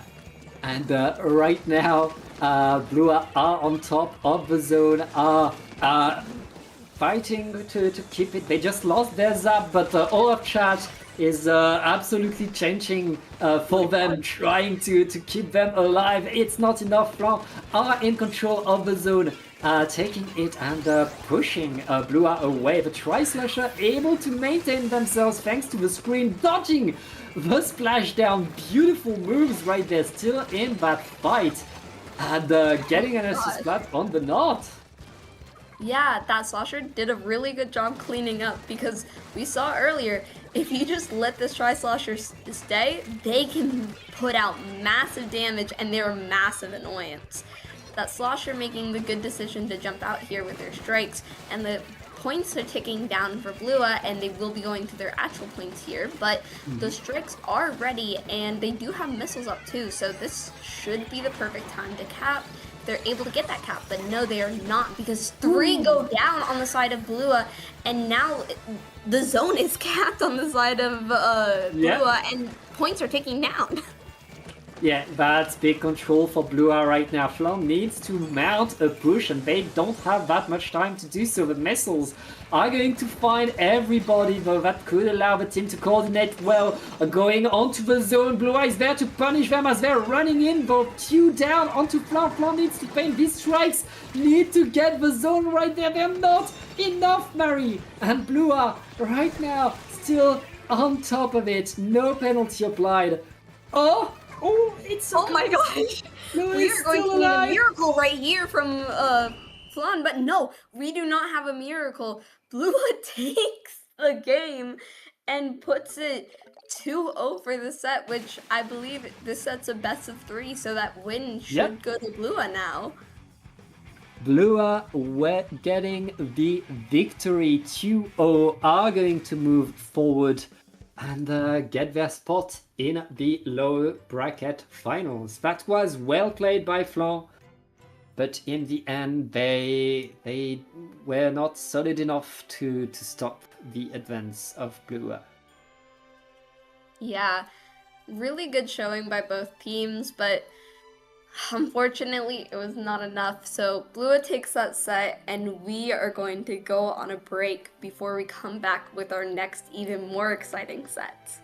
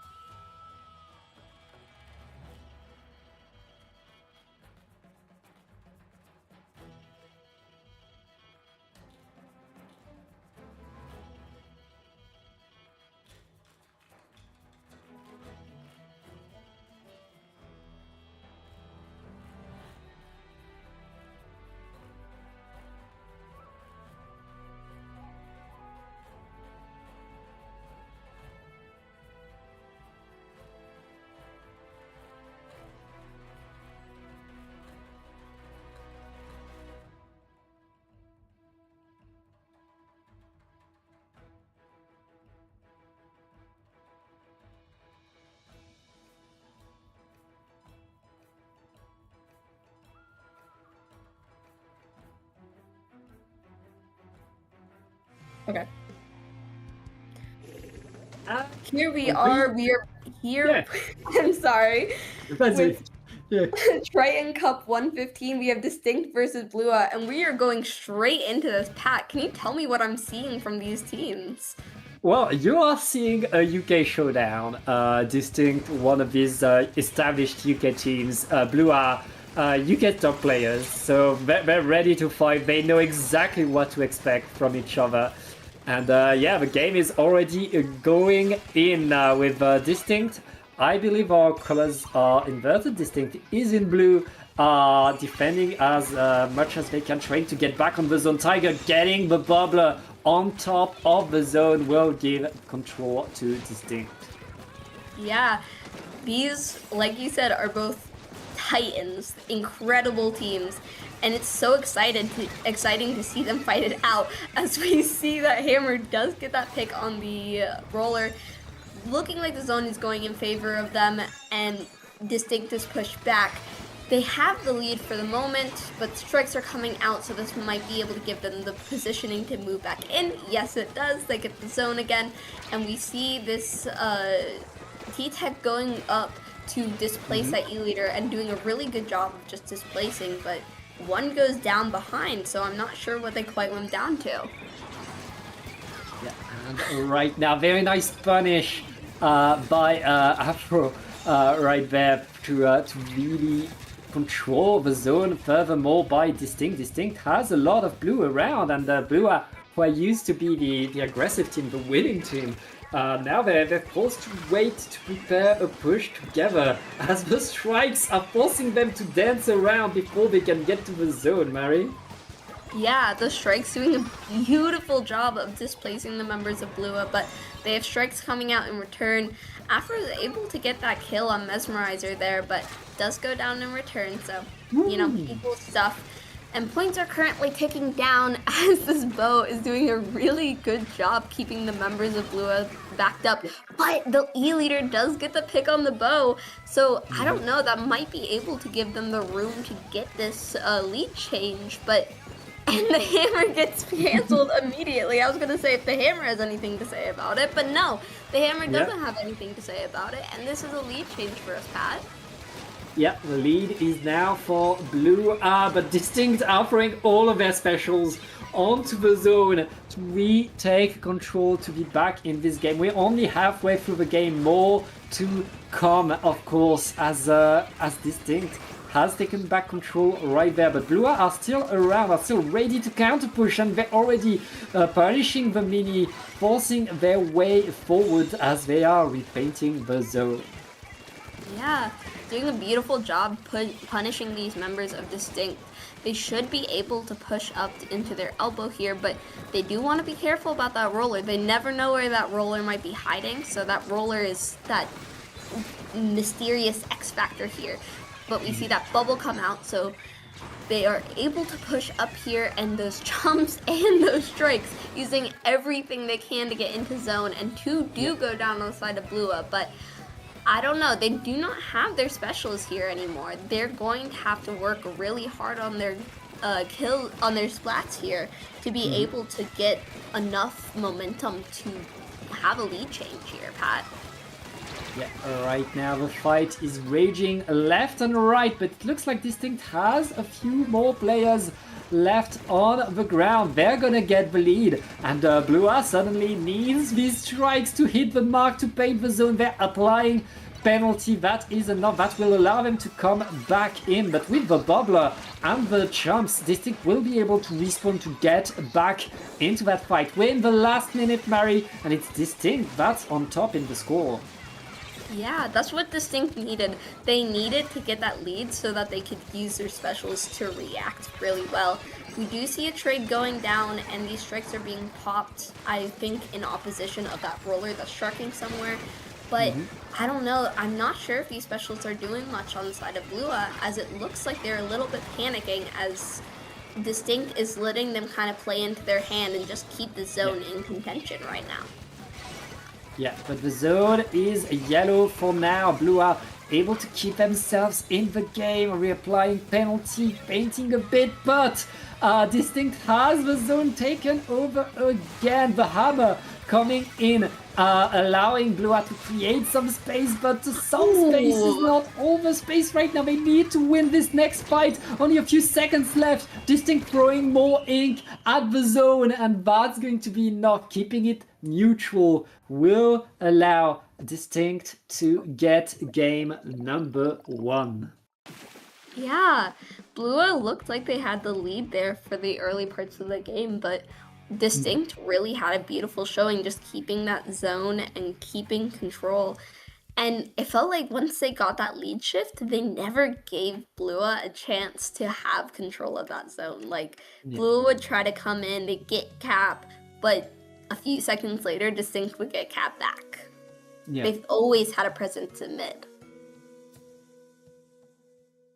Yeah, and I mean, that's the thing with Distinct, is that they play differently. They play their own game. We play Splatoon 3, they play Splatoon Distinct. And when you are fighting them, you have to kind of play their game. You have to address the fact that they move differently as a team. They have a different dynamic. They have a different rhythm to themselves. And Blua right there, not able to adapt to that rhythm, are going to go on to Crab Leg Capital. Given the fact that they have an E-liter going against Distinct, that E-liter's range should give them a big edge. Yeah, I think when I see Crab Leg and I hear the word E-liter, sirens go off in my head. This is not what you want to see when you're going against an E-liter. This is definitely going to be really scary. I think another really scary thing about this map is those grates. There's not going to be a lot. There's of course going to be the underneath areas, but if you have that E-liter positioning on the grates, that bow's going to have a harder time getting them out. They're going to have to hit their directs more rather than relying on that chip damage. So this is going to definitely be a really interesting game, and I don't know, I think all I can think of when I see this map, Pat, is just E-liter like clip montage on YouTube. Hit send. Hey, it's an important aspect of the game, and Distinct know that they will have to find ways to move that E-liter around if they want to get back forward. Tiger moving to the carbon roller will have Zukas to get this extra displacement, which could help them get back forward. Now we'll see how these two teams do, but for now Blua is the team that is going to take the early control over the zone.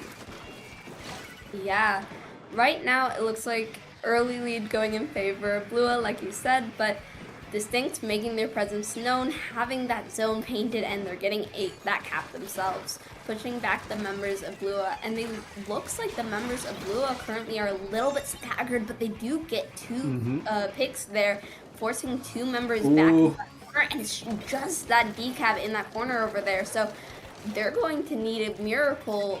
Well, they do get a miracle. They're able to jump out there, which is really good and gives their team the ability to, you know, get back together with that carbon still alive. Yeah, for a second the E-liter was on top mid, so the strikes were deployed to simply force that E-liter to move back a little, allow the rest of the team from Distinct to get in. Distinct has a lot of specials ready, but can they use them? Can they throw them forward right now? The Zuka is not going to find a target, it seems, as Blua are holding the zone pretty strong. That fight for the zone could decide so much. Here comes the Reef Slider, and the zone stays yellow. Yeah, points are just ticking down right now. These strikes are coming out that should assure the cap for them. It doesn't completely, but they are able to get it. They do get two down, and they're pressuring back this E-liter, but like, people are still going down on the side of Distinct with that player still alive. I believe that NSAP over there causing that mischief, and they're already getting pushed back, and two already go down, and this goes in favor of Blue again. This is a completely different team from what we saw last game. Yeah, I mean, right now Blue is confident. Blue is in control, and Distinct are struggling to really force them to move, to really be able to get on top of that zone. Oh, a splat on the hammer is going to go a long way for them, though. Distinct are able to repaint the zone. There's still plenty of time, and with a few more splats, Distinct are finally able to find their presence on this map. Now that they are in the position, Mary, this could be a different game now. Yeah, something I want to highlight is that they did prevent that Reslider from getting up. They already have another Reslider on, but they're watching them intensely. You see that Crab and that Bow both aimed at that Reslider, trying to make sure they can't go into the position to cap that zone. And points are ticking down. You see this this Dread trying to get into position, but the Bow gets the pick, and they're unable to get the cap on the zone, and the lead goes in favor of Distinct. And right now, it's just that leader alive. People still coming back. That Dread coming in to try to cheese a zone, but it is not enough. They're still painting in congestion for the zone, and there's only 2 points, but Blue is able to get that zone pad. What a comeback by Blue who are still in this game. It is not over, but I mean, Distinct have established their dominance here. Now Blue can't, like, they have to manage everything. They need to dodge that Crab Tank first, as they are dealing with their penalty. Now it's going to be their turn to score points. Yeah, Strike's coming out, able to put that zone in an uncapped territory, not enough to get those penalty points on, but you do see Afro putting those people into the corner, trying to get the zone here, but it's just one member, and that's a wipeout. That is not what you want to see when you only have 10 points left, and this is going to be a complete reversal with that lead getting shifted, and oh my gosh, Blue takes the game. It was looking dire at some point, but Blue, I mean, they had built such a lead at the start of the game. That comeback was not that far-fetched, but their ability to push, despite getting pretty much delayed wipe by Distinct, they managed to get back, they managed to paint that zone and to get back that control. It was so close, but we are now 1-1 in this lower bracket final. Yeah, oh my gosh. What a game we just had. I was going to say, when you have a lead with only 2 points remaining, you just have to knock out. And before I could even say that, Blue immediately knocked out. Both of these teams are incredible players, and it's such a privilege to see these incredible players going back and back, because wow, it's just amazing to see. Yeah, I mean, it's the awareness, it's the nerves of still of these players able to get the comeback, to get back in their Distinct. We're so close to having a 2-0 right there, but they have to concede the game. Now it's their turn to counterpick, and usually when they counterpick, they go to Robo-Roman. Because they played that on game 1, they have to counterpick something else, and it's going to be Umami Runes, it seems. Ooh, okay. I feel like this is a really good counterpick for Distinct, because you have a lot of area to move around that E-leader. Like, it's a pretty open map, which is really good for the comp of Distinct, but you still have a lot of angles to come at an E-leader from, and you have a lot of cover. And so I think if you're thinking about that E-leader, you're definitely thinking about a map like this, but even more so than that, this definitely fits the comp that Distinct runs. Yeah, I mean, they chose it for a reason. They know they have their ways forward. They know they have their ways to fight on here. The big question, once again, I mean, is if there's an Eliter on top mid, that Eliter is mighty powerful. And that has been, I mean, the problem for Distinct in this set so far. Is very much that Eliter gives Blue so much range, so much like a better ability to respawn, to get in. So we'll see how these players can do. And yeah, let's get ready for Umami Runes. Yeah, I'm I'm so excited. This is actually a personal favorite map mode of mine, Pat. Mhm. Uh, it is such a good map mode, and you're right, that E-liter setup on that mid-plat area is really good, but if you get in, if you're sneaky enough, which a roller can do, then you're able to have that area behind them that's a complete blind zone. And yeah, we see that V roller coming out again instead of that carbon roller we saw last game. And I'm sure that the bubble, just the sneakiness of the roller, will be able to give them a lot of opportunities to catch that roller off guard. But we do see two immediately down on the side of Distinct, and one down on blue, three to go down. And so, wow, we are exchanging immediate blows here, Pat. Yeah, right now Blue have taken control of mid, have pushed Distinct away. Distinct now waiting for a way in, and Distinct have brought back the mini Splatling. That's giving them a hammer of their own to try to force their way forward. Can they get on top? Yes, they're able to get there. The hammer only getting a trade, but that's not what you want from a special, as Distinct are fighting, able to counter Savage. The last one standing for Blue is not enough to paint. Distinct will take control of the zones. Yeah, we saw, you're right, that hammer was not good to get a trade, but we saw Afro was there to clean up a little bit. We see that bubble coming out from that left zone, giving them a lot of space over there, but hammer coming out, they need to be able to react to that well, and it looks like they're not able to react to this well, but no, they are actually, because they get away out. That zone, that other side needs to be capped, but this should be a really good position for them to push, especially if they get that zone area, which looks like they might not be able to this time around. Yeah, Distinct winning that team fight is giving them a lot of ground, a lot of space, but they are getting respawned, punished by the E-liter, and right now that liter is eyeing, looking for another pick. The bubbler is going in, but all the specials are thrown. Blue are running towards the zone, but they lose 3 players. It's only Ips. Ips trying to dodge, trying to survive. It's... and Distinct are staying on top. Wait, penalty wasn't applied, Barry. Oh my gosh, we might be in knockout territory here, and I think we probably are going to get it as the points are taking down. Just that Viper and zone, but they're not enough, and that Reslider came out too late. So Distinct takes the early knockout there on Umami Ruins, and I was not ready for that knockout, Pat. I mean, we saw Distinct have great control in the previous game on Crableg, and going onto their own counter pick, you can expect a bit more control. This time they were able to deny the push from Blue. They were able to simply stay on top, which means Blue is now back to the wall. They need to win the next 2 games if they want to advance onto grand finals.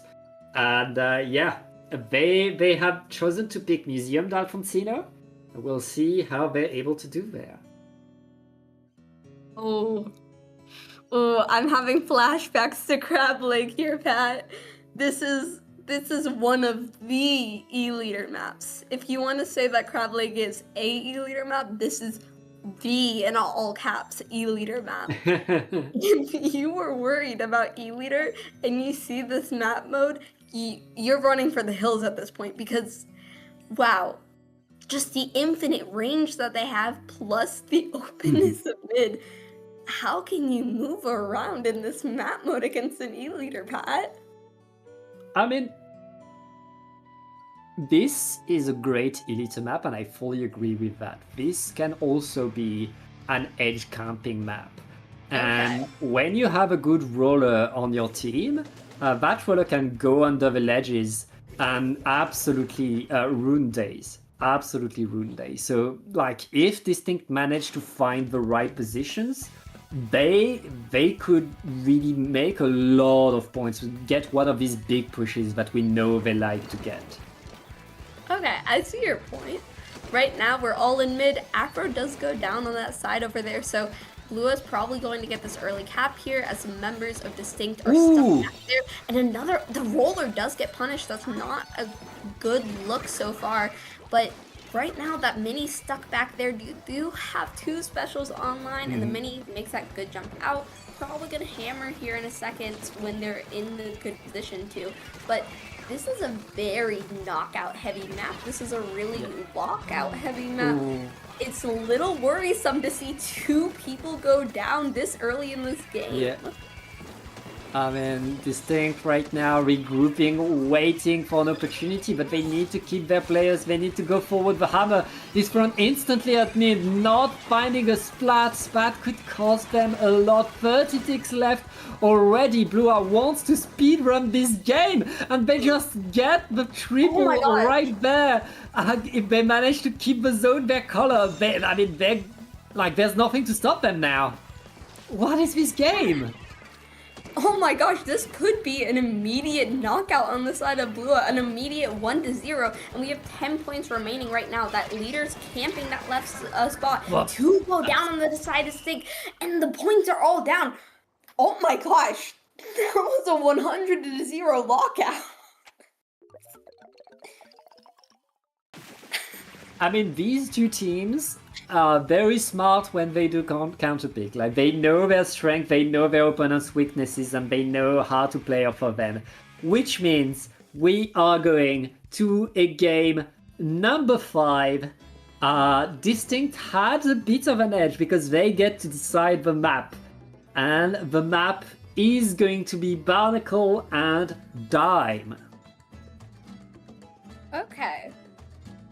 Well, I think there's a lot of pros and cons to this map mode, but right now I do think that Distinct has the edge because so far everyone has been winning their counter picks, and so Blue wouldn't have to break the current tradition we have by winning Distinct's counter pick to be able to take this game. But I'm curious to know your thoughts, Pat, because I have a lot of thoughts on this map mode, considering both like Distinct and Blua's team. So I'm not quite sure how to think about this counter pick actually. Anything's possible. Anything could happen right there. This map is the map of all risks. It's the map where if one team manages to get control, to push the other team away, they can score so many points so fast. So we'll see who is able to push the other team, who is able to get the wipeout that decides the game. Right there, anything could happen. Just pay attention to all of these players because you could see a pop-up for any one of these 8 players. Absolutely. All of these players are insanely talented, and we see that roller immediately pushing up. One goes down from the side of Blue, and it looks like they're already starting to give up their snipe area, but that Wiper coming in to try to help that. Oh my gosh, but the hammer is coming out, and we see a hammer trade there, but right now the numbers are so even while the points are ticking down for Distinct, so all of these trades are really favoring Distinct as we're already halfway through Distinct's points, Pat. Yeah, I mean, Distinct opening strong. Blue being patient. They know they need all of their resources to push in. They know they need to take Distinct seriously right now. Here comes all of the specials being thrown forward, already a trade, but everybody is dying right now. Blue is on top of the zone. Can they paint it? Distinct is forced away. 12 points remaining in the first push already, but Blue is still in there. Yeah, Blue is still in there, but Distinct with that well-placed bubbler is able to get that zone cap, put in a tiny amount of penalties for Blue. But wow, the power that we are seeing come out from Distinct right now. No matter how much Blue pushes, Distinct is getting so much pressure on the side, getting trades after trades, and all of these trades go in favor with that one, keeping this in contention, as this probably would have been a wipeout, but they finally get that roller, so now Blue is able to put themselves out there. Yeah, and with 2 players down onto Distinct, Blue are maintaining their power position right there. Distinct, it's their turn to be patient. It's their turn to prepare a push together, to have all of their resources simply to get back to the zone. And here comes the champs and the hammer being thrown to allow them to go in. Tiger is going to deploy the doubler on the zone with the strikes. Distinct are maintaining their lead. But they used all of their resources just to do that. Blue Eye is already back on the zone, Mari. Yeah, these members keep getting these back-and-back trades, but I don't know. These trades that were in favor of Distinct at first are starting to go more in favor of Blua, as Blua's going through their penalty points, and they're now having their points tick down. Of course, Distinct has lots of time to still get in there, but you know, when you're seeing that timer tick down, you can't help but worry. Strike's coming out to displace the members, and I'm guessing that this roller is going to try to get in, but they're punished and they're not able to, and the points are going down. Oh, so close, but Distinct able to repaint just in time to apply penalty. But they pay dearly for it. They lose 2 players. Blue Eye still has so many control and gets more splats. I mean, that's pretty rough for Distinct right now. They still have the lead, but with a minute and a half, Blue Eye has the time to get the comeback and they're in full control of the whole map right now. Yeah, they're really far pushed up. 1 member down, but the leader is down, so they're able to get back in. But I don't know, this is gonna be a lead shift, Pats. Oh, the lead is now for Blue Eye, and Distinct is not able to paint in time. Afro needs to get some paint on the zone. Can they do it? It's looking pretty dire. Blue Eye are going to get the victory with a wipe out to end it all. What a game. What a set, Mari. Oh my gosh. I feel close to speechless right now. That was just an incredible back and forth. I think Distinct had such a good opening with their first push, but I don't know. I think Blua had the game of patience, and they were able to just patiently wait out all of Distinct's plays, being able to read their movements and cancel their specials beautifully. And wow, just what a game from Blua. Yeah. Blue Eye very much getting their victory. It was hard fought, but they got it.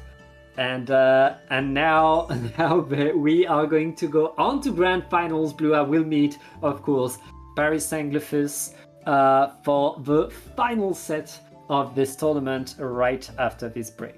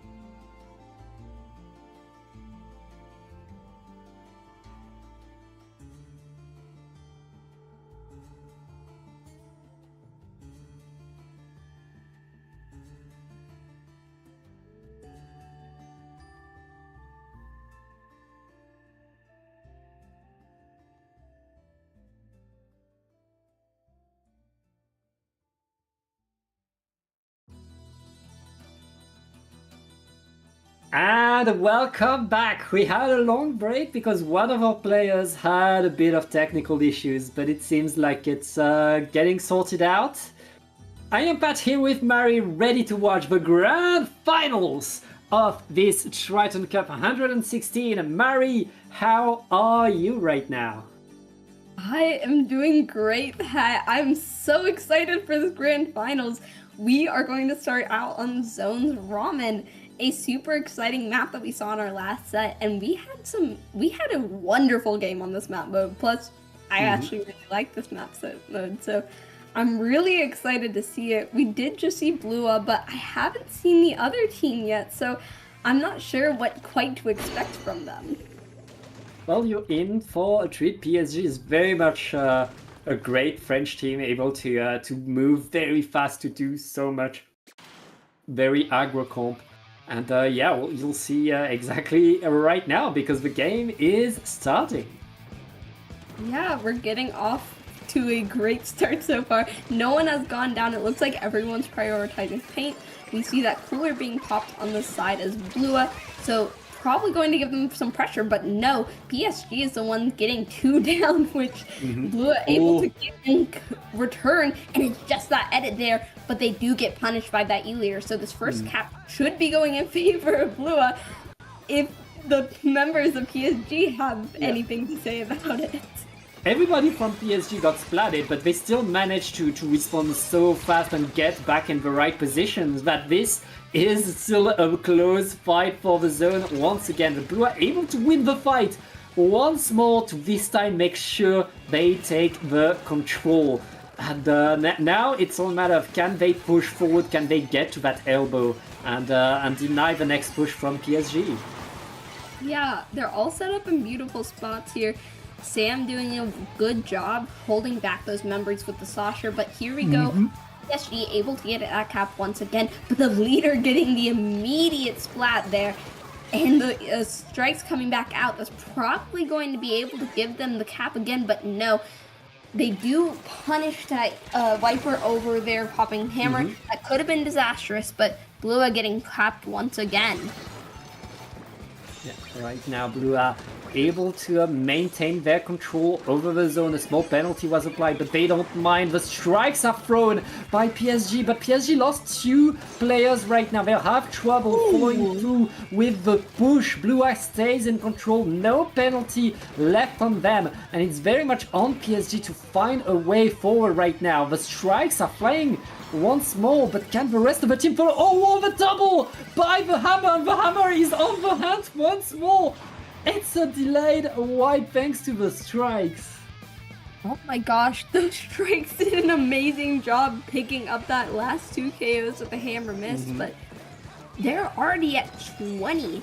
We have so much to move up, and there's so little time for PSG. I'm not sure if they'll be able to get this cap here.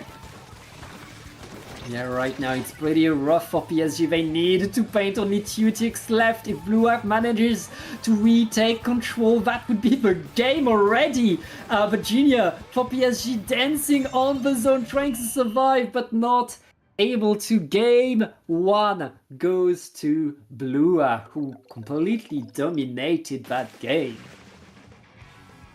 What a game. We talk about it all the time as commentators, so I'm sure people are tired of hearing it, but Blua's definitely feeling that adrenaline as they just came off of their losers run, coming in here. They warmed up, they're playing, they had an exciting set against Distinct, they have all that adrenaline in their body, and PSG is coming off of a break. So I think Blua currently has a little bit of the advantage here, but we're going on to Mahi zones here, which I'm actually surprised to see this counter pick from PSG as Pat. I normally think of this as a really good E-leader map. I think of this map as any weapon is good map.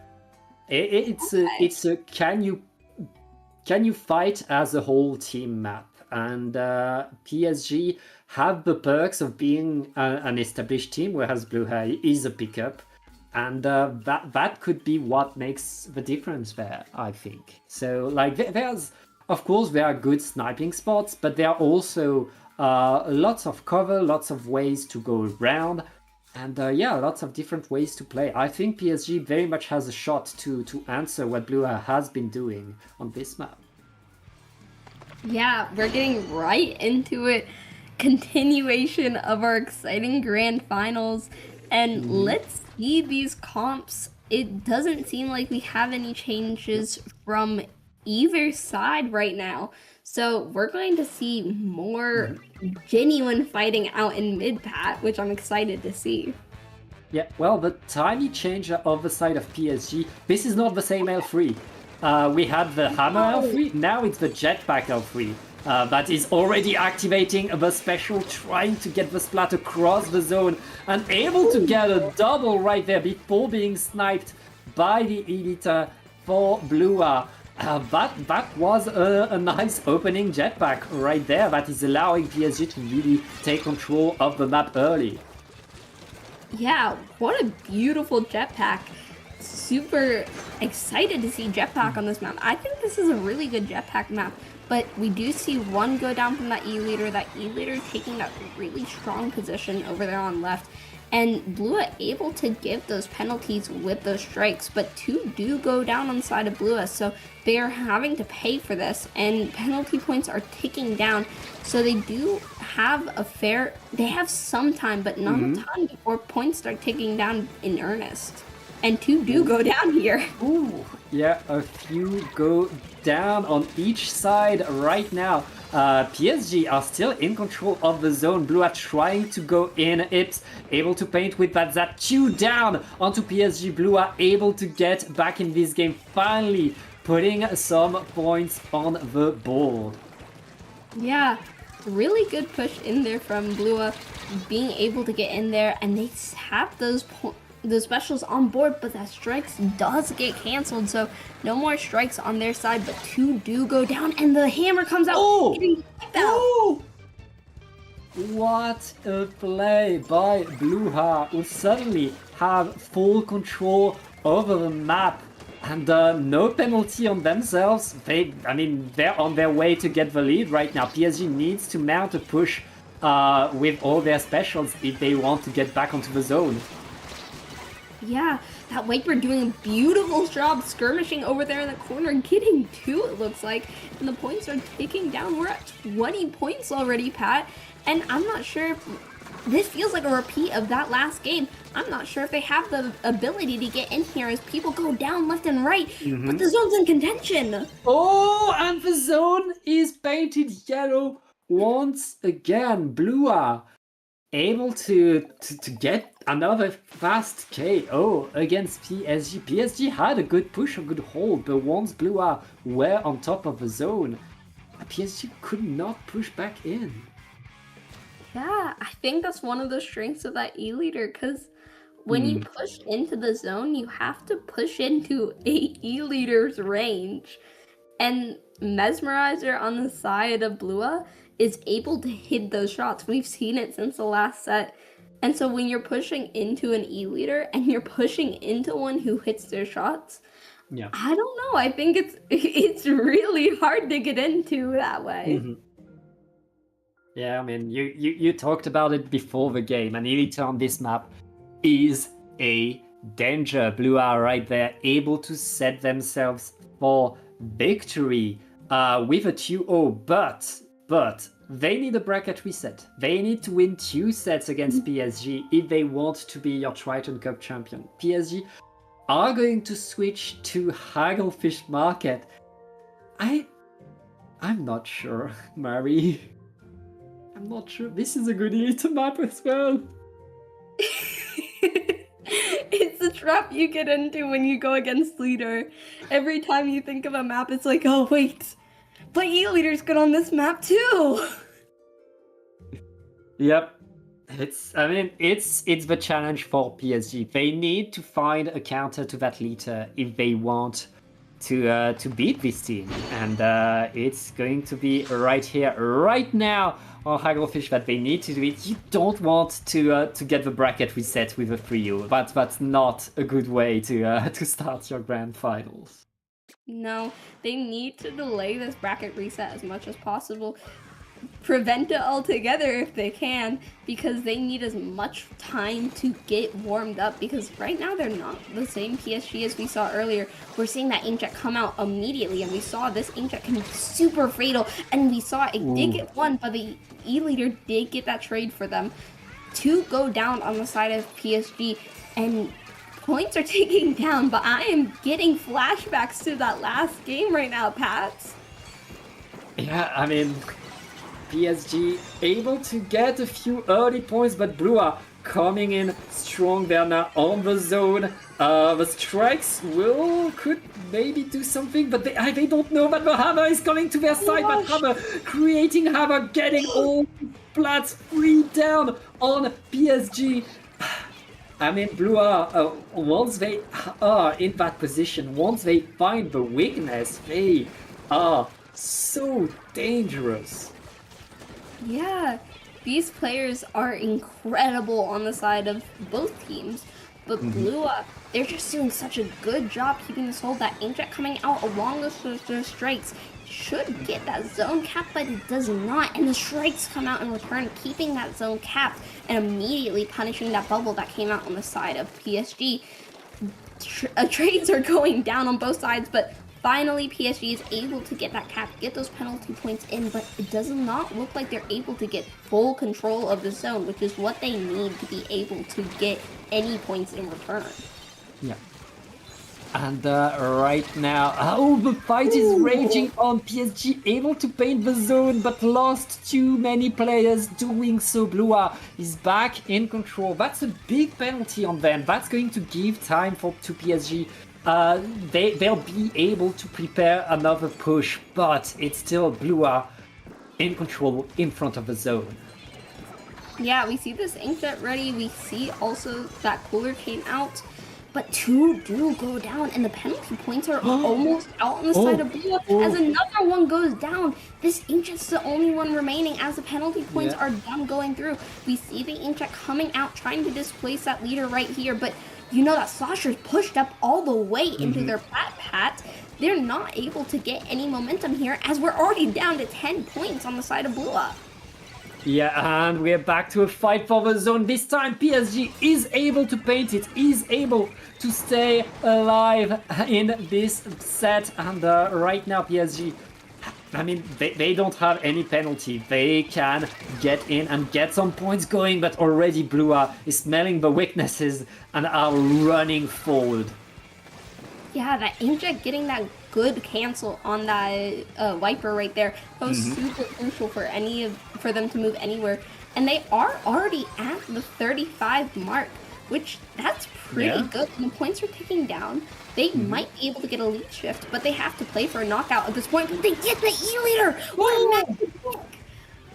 That is so important. The rest of the team, though, had a worse time. The rest of Blue is in control of the zone. The Elite will meet them right there very soon as well. PSG, I mean, that was a strong push. They got good points off of that, but you need more than that when you're fighting a team of the caliber of Blue. Yeah. Still, though, they have a minute left. A minute, anything can happen in Splatoon. And they have that control of zone again. Fighting off, have that bubble set up in mid, but the bomb off of the bubble gets to just that edits left alive, and there's gonna be a delayed wipeout, it looks like, for the side of PSG. We're in the last minute of this game, and Blue has so much paint around, such a lead. This bracket reset is looking more and more likely each second.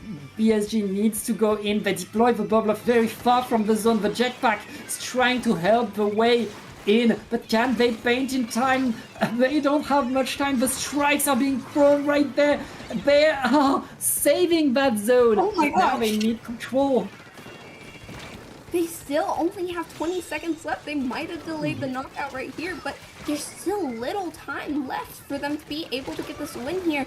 That bucket getting that pick in the corner to go down on the side of PSG. 10 seconds left. That bubble set up. They need a miracle play right now, and it does not look like it's going to happen. Yeah, and with just a few seconds, the zone stays yellow. Blue is going to get the bracket reset 3-0. Yeah. That's a statement, Mary, you know? Like, they had trouble at the start of the tournament. They were put in lower bracket, but now they are on top, and going into the reset, they're looking like the team that is winning. Yeah, I think if you're PSG right now, I know you're still thinking we still have that bracket reset. We still have time to move. But Yeah. with such a dominant showing from Blua right there, they ran out, they made a statement. They showed their strength. And if you're PSG, I have to wonder, how are you feeling right now when you've been doing so well this whole time, and now you just got 3-0'd and sent to a bracket reset? I mean, PSG needs to change something. That something needs to change for PSG. Either like simply team morale, finding the energy they haven't had in this set. Like, they need to get some movement, some ways to counter what Blua is doing, because right now what PSG has been trying, and they've been trying things, they've had a few good actions, a few good pushes right there, but it was not enough. It did not allow them to really force Blua away from the zone to get their momentum. PSG needs to change what's happening, and yeah, they only have 5 games in this whole tournament to do so, and it's going to start on Robo Roman. Yeah. Oh, I'm getting flashbacks right now, Pat. Same first game as last time, but PSG, like you said, they need to be a different team for this game. We're getting a repeat of map here, but they have to be different. They have to bring out a different showing. They have to bring out the PSG that was in winners finals earlier. Yeah, well, PSG are kind of keeping their comp. Ooh. I think that 52 girl might be new, I'm not sure. It is. Oh yeah. We're seeing the 52 gal come out instead of that L3 over there. Oh yeah. I'm not sure how much that's going to change. That is going to remove their inkjet that they had, but you know that 52, that just gives so much damage output. Yeah, and the 52 is the weapon you need to get in, and getting in is something PSG needs to be able to do right there. Blua is going to take control of the zone, but they lost a player or two, so PSG is still in that fight, ready to retake already. But that fight for mid is not over with 2 players down though. Make that 3. Blua is taking full control of the surrounding of the zone, and they're pushing further in front of that elbow. They want to make sure that they are proactive in their zone defense. Yeah, that Junior doing a great job putting out those bombs, trying to displace them. You see those strikes are ready. They could strike in this elbow, but it looks like they're looking to hold it for the moment as a trade is coming out. Strikes are coming up, but the leader does get the pick on that bucket, and another one gets punished going into zone. And oh my gosh, I'm having flashbacks to that last game. We are already at 30 points remaining, and it's just this gal with the special ready. I'm not sure how they're going to get in here. This might be an automatic knockout, Pat. It feels like it's Blua that's adapting and learning more and more how to fight against PSG. They're winning every single fight. They stay on top. And what is that moves from the high wiper just to seal the deal? That's 1-0 for Blua, and PSG still struggling to find a counter to that team. Yeah. We said we need to see a different team from PSG, but that's not the different team we need to see. That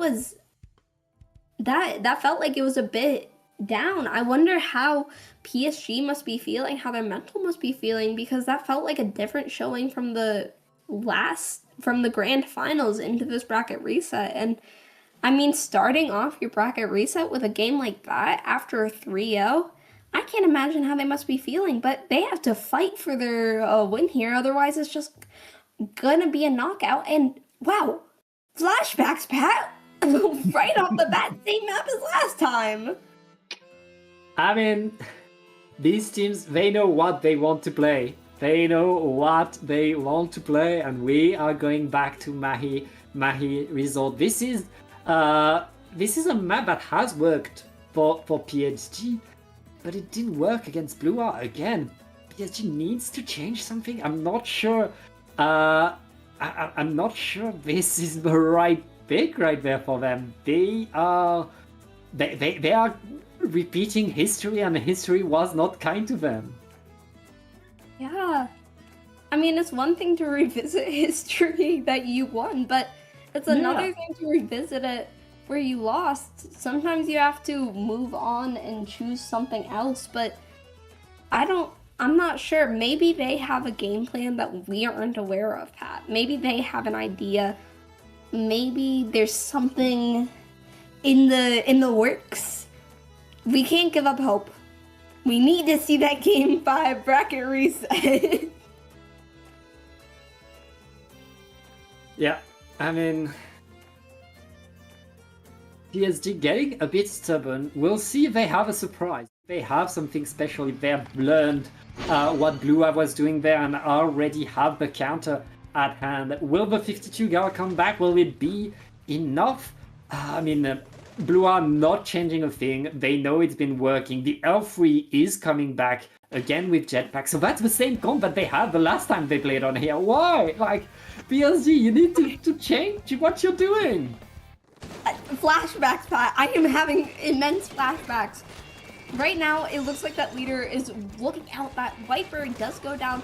Cap goes to PSG once again on this immediate. Inkjet coming out does get sniped, and we have even counts on both sides, but now it's just the bucket on PSG, and it's a delayed wipe that goes in favor of Blue. Yeah, Blue are in control of the zone, in control on top. And PSG, they knew that was going to happen. That's what happened the last time, and right now it's 3 down on PSG. Blue are pushing in, getting more and more and more. PSG simply struggling to find a way forward, and there's only 50 points left, Mari. Yeah, it's only 50 points, but a lot can happen in Splatoon. You never know what's going to happen. Strike's coming out, might be able to get the penalty, but no, the junior goes down in the process, and 3 go down. It's just that L3 right there, and they're stuck in Inkjet right now, and they see that, but it does look like they do get 1, but only 8 points remaining. We have to get the zone right now, but it looks like, oh my gosh, no, they might not be able to get the zone here. Oh my gosh!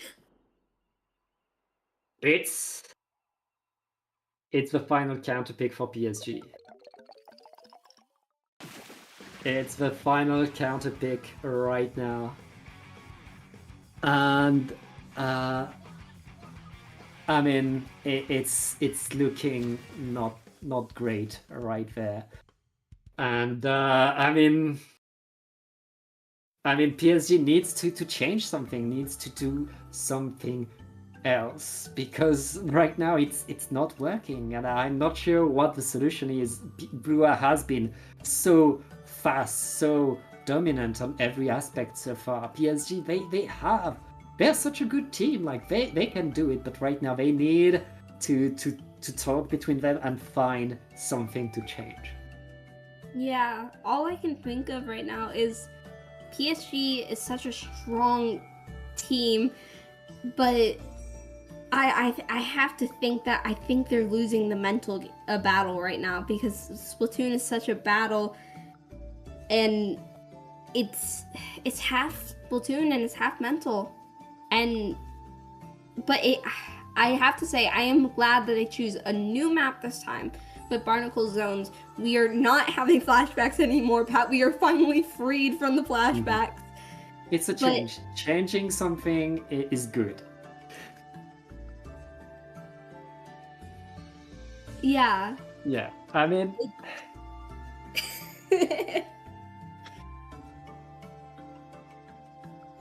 it's not over. PSG have been through a lot. They can do it. The big question right now is can they do they have a plan?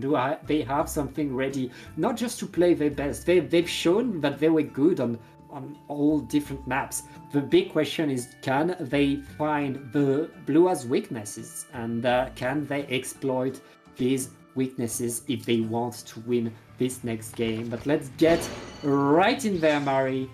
This could be our final game of the tournament, or this could be the start of something for PSG. We're about to find out. PSG are bringing back the 52 gal, and I think that's a good idea. There's something to play off of that gal, to give them a better way to get in, you know? Yeah, when you get stuck, you have to change something, and I think that's what PSG is trying to do right now. They're going to a different map this time. They're bringing back that gal. They're trying to switch things up.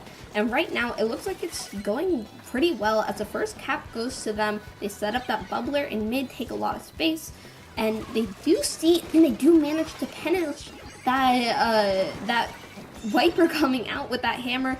And it looks like they're doing pretty good right now, but 2 go down, so we have to see how they'll be able to respond to this 3 down, because, you know, Barnacle wipeout is so easy to happen, but this gal looks like they're doing a good job trying to prevent it from happening. PSG right there throwing the strikes, getting back onto the zone, being able to punish a super jump in. This could be their opportunity, but the fight is not over, and Blua Savage with the bucket is dancing around, getting punished, but Blua stays, keeps the control of the zones right there as PSG has to wait for a way in. Yeah, this edit doing a great job keeping PSG stabilized, getting those important punishes on that Viper that came up, and they're able to get that zone cap. 3 go down, and that bubbler, I believe, was set up, but 2 go down with that 1 snipe, and that is pretty huge from that E-leader, as another one goes down from that E-leader, and this E-leader just single-handedly gave their team a way back in. Yeah, and right now PSG are able to... oh! It's not looking good, Mari. They had a advantage, but right now Rua is cleaning up, getting a wipeout so far up and with no penalty. PSG, they can't waste a single second now. Yeah, that gal did a good job pushing that E-leader back from that snipe.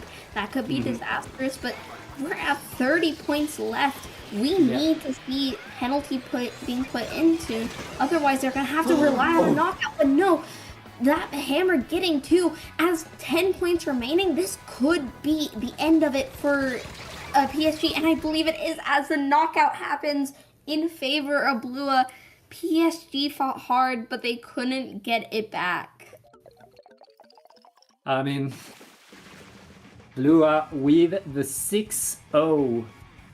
Simply dominating that grand finals. Incredible display of skill by them. PSG fought till the very end, but in the end, it was not enough. Blua gets the victory. Yeah. It's always hard to, when you're a commentator, to see a 3-0. You always want to see that game 5s, but well fought by both teams. Congratulations to Blua for winning a Triton-Cup. They put on a beautiful display, such a dominant display, and they are just an amazing team. Yeah, great plays by them. I hope we get to see more of them, but that's all we're going to see for tonight, Mari. And before we go, do you have something to plug? Yes, I do. You can find me on both Twitter and Blue Sky at Maritime with those 2 eyes after the R, as you can see right there on the bottom of your screen. And I'm more active on Blue Sky than Twitter because, you know, Twitter's a bit of it's a hard website to be on nowadays. But where can the lovely people find you, Pat? Well, you can find me on Blue Sky as well. It's written on your screen, Pat J or Tom, which is pretty much all you can find of me. And I'd like to give a special shout out to our great observer, Naga, for doing a wonderful job tonight, showing us all of these intense games. And yeah, that's going to be it for us. And we'll see you next week for both Battling Pool and Triton-Cup. Bye-bye. Bye. Thank you.